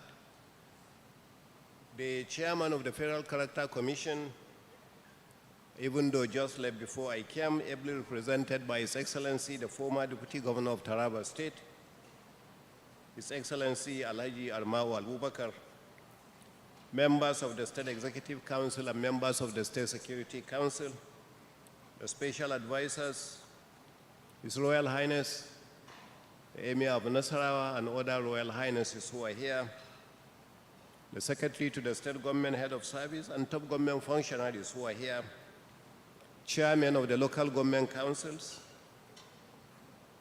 members of the Nasarawa Investment and Economic Advisory Council who are here. I don't know whether you are still watching. The chairman of Flour Mills, my boss, John Kumantaros, captains of industries who are here, distinguished guests, dear participants, distinguished members of the press, ladies and gentlemen. It's been a wonderful two-day event that we have had. And all I can say is thank you, thank you, thank you for the wonderful job actually that you have done. Thank you for your cooperation, thank you for your participation, and thank you for being here. Just like as one of my brothers mentioned, some of these traditional rulers were here yesterday and they have been here yesterday up till this moment. We'll never thank you enough for your wide counsel and for your support. Let me show great appreciation not only to everyone who has actually attended and been part of this summit and making it a success, but especially to His Excellency, the Deputy Governor, the Chairman of the Planning Committee, and all members of the committee that made this possible. I want to also thank our dear Chairman of the Advisory Council, the Economic Advisory Council, and some of his members who are still here and being part of this event. And the various speakers, participants, and judges, who have worked so hard and spent so much time in order to be here and make this a success.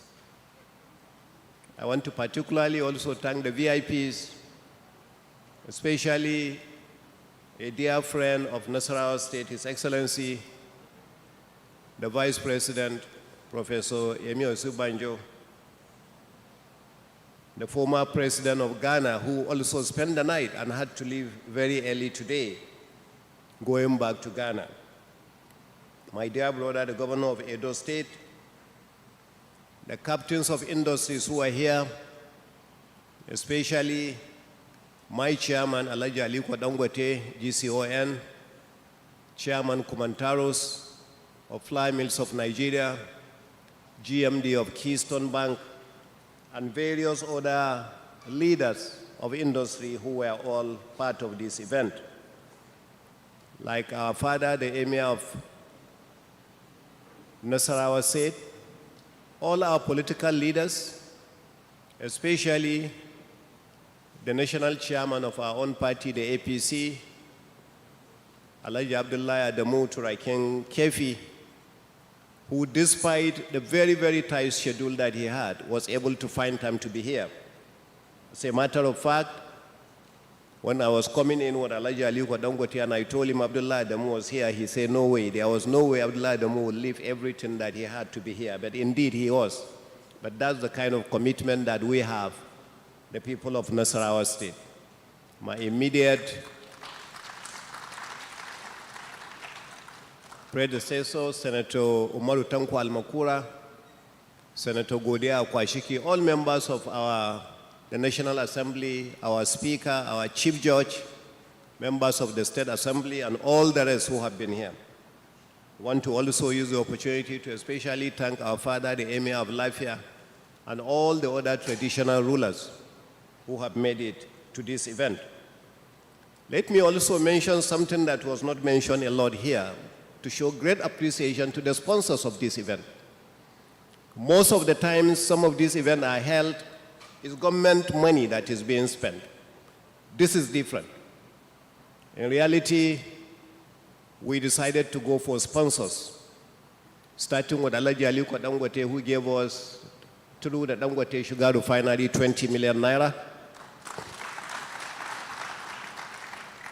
The IHS Tower that gave 10 million naira. The Keystone Bank that gave us 10 million naira. The Fly Mills of Nigeria that gave 7 million naira. You know, as the key sponsors, and the list goes on and on and on.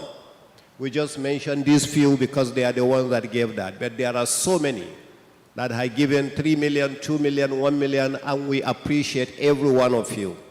There are times, as Alhaji Aliko has always told me, there are times when somebody gives you 1,000 naira, and that 1,000, because the person can only afford 2,000, and he gave you 1,000, and that 1,000 should be better than anyone who had given you 10 million, because maybe the guy giving you 10 million could afford 200 million. So we want to thank every one of you. We are not taking it for granted, and we are not undermining any amount that we have received in order to make this event a success.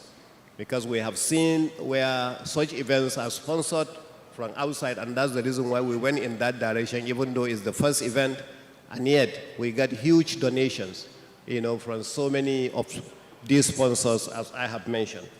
Again, we got a lot of private sector volunteers who had given us sometimes what may be more than money. They had volunteered their time to come in and participate in one aspect of the planning or the other in order to make this a success.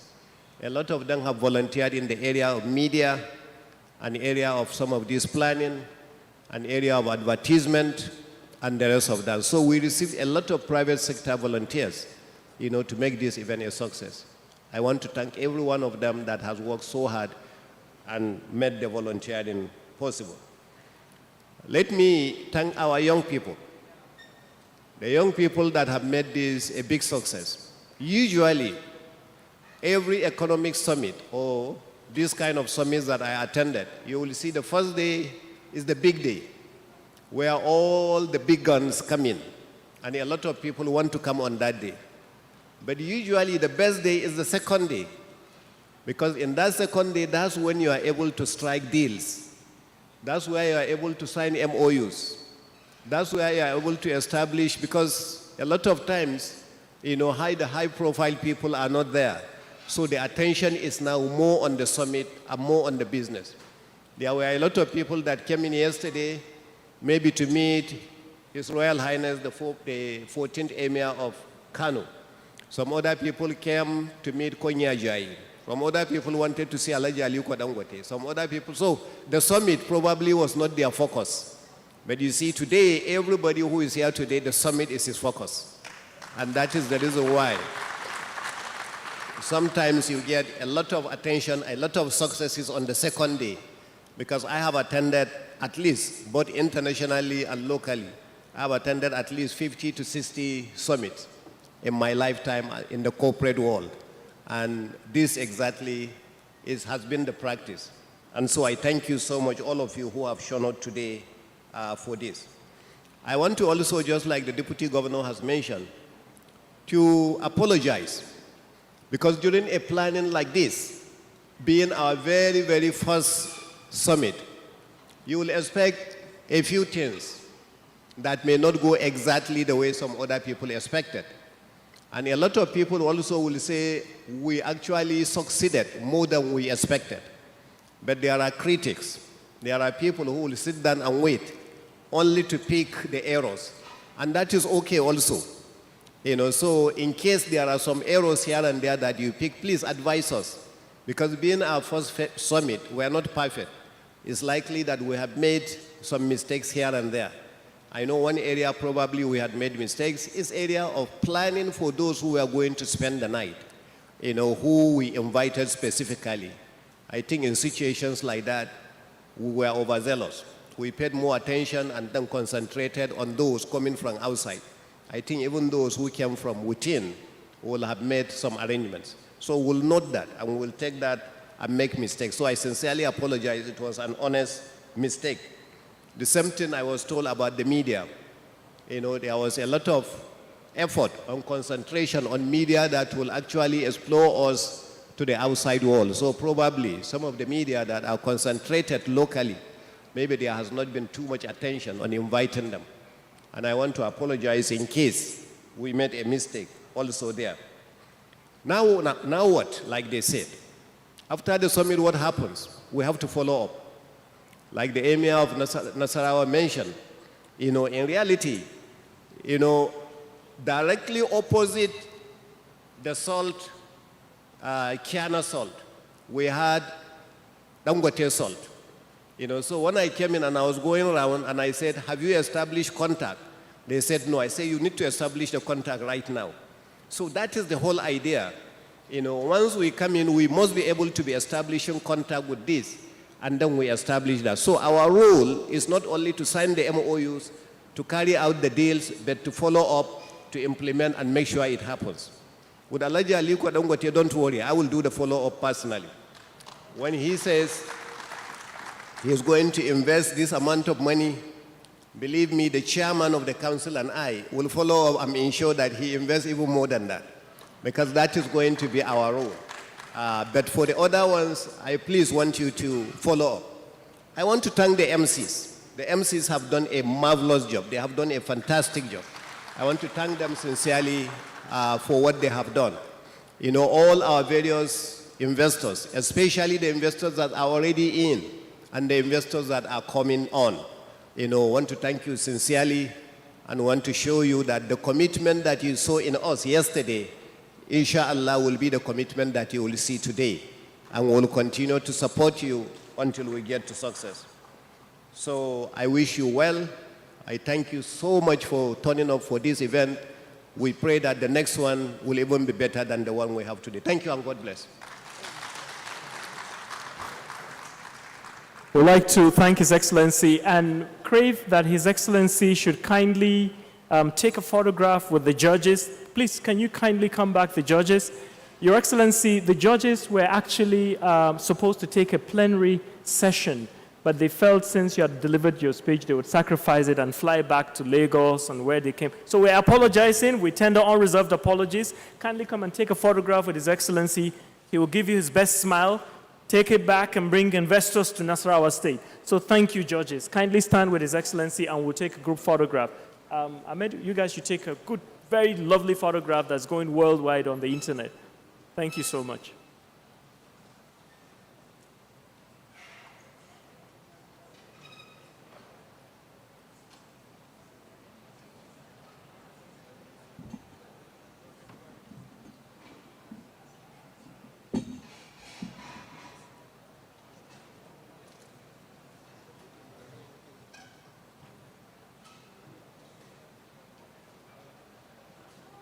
Okay.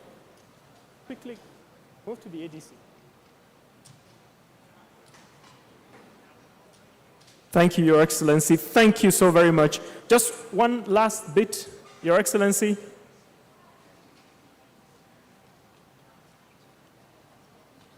His Excellency is the Chief Marketer of Nasarawa State. Thank you so very much. Well, if anyone else would like to take a photograph with His Excellency, we have some of his pictures here. You can just stand beside it and you would smile. And we thank you so very much for being a part of the Nasarawa Investment Summit. Mojibade, come and say what you feel. Mojibade said she's actually moving and staying in Nasarawa State. Are you staying? Yes, I'm staying. I've had a fantastic time here at Lafayette, Nasarawa State, and I've been thoroughly inspired by all our speakers. It's been my absolute honor being the co-compare at the inaugural Nasarawa Investment Summit. Very distinguished guests, Your Excellencies, ladies and gentlemen. Thank you so very much. Actually, they were telling me and reminding me that once His Excellency gets close to his seat, we'll rise for the national anthem. Mojibade, what were you saying? Tell me again. Oh my God, she says she's staying back. Oh, that's very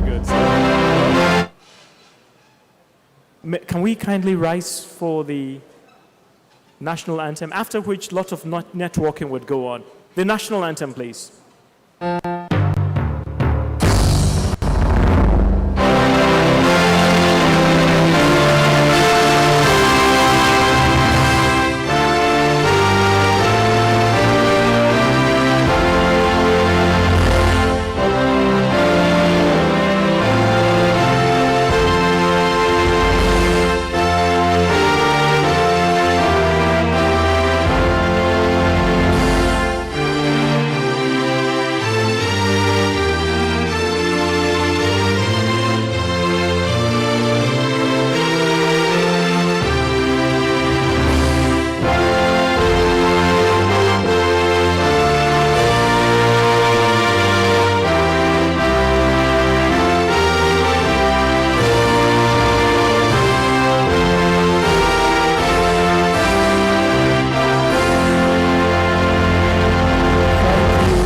Thank you and thank you. Long live Nasarawa State. Long live the Federal Republic of Nigeria. And of course, always remember, diamond in the rough, Nasarawa State. Invest, bring everything to Nasarawa State. We'll be here to welcome you with open arms. Goodbye. I've had an absolute pleasure doing this. God bless Nasarawa State. Next time you come, you still find Mojibade here. Or I keep talking.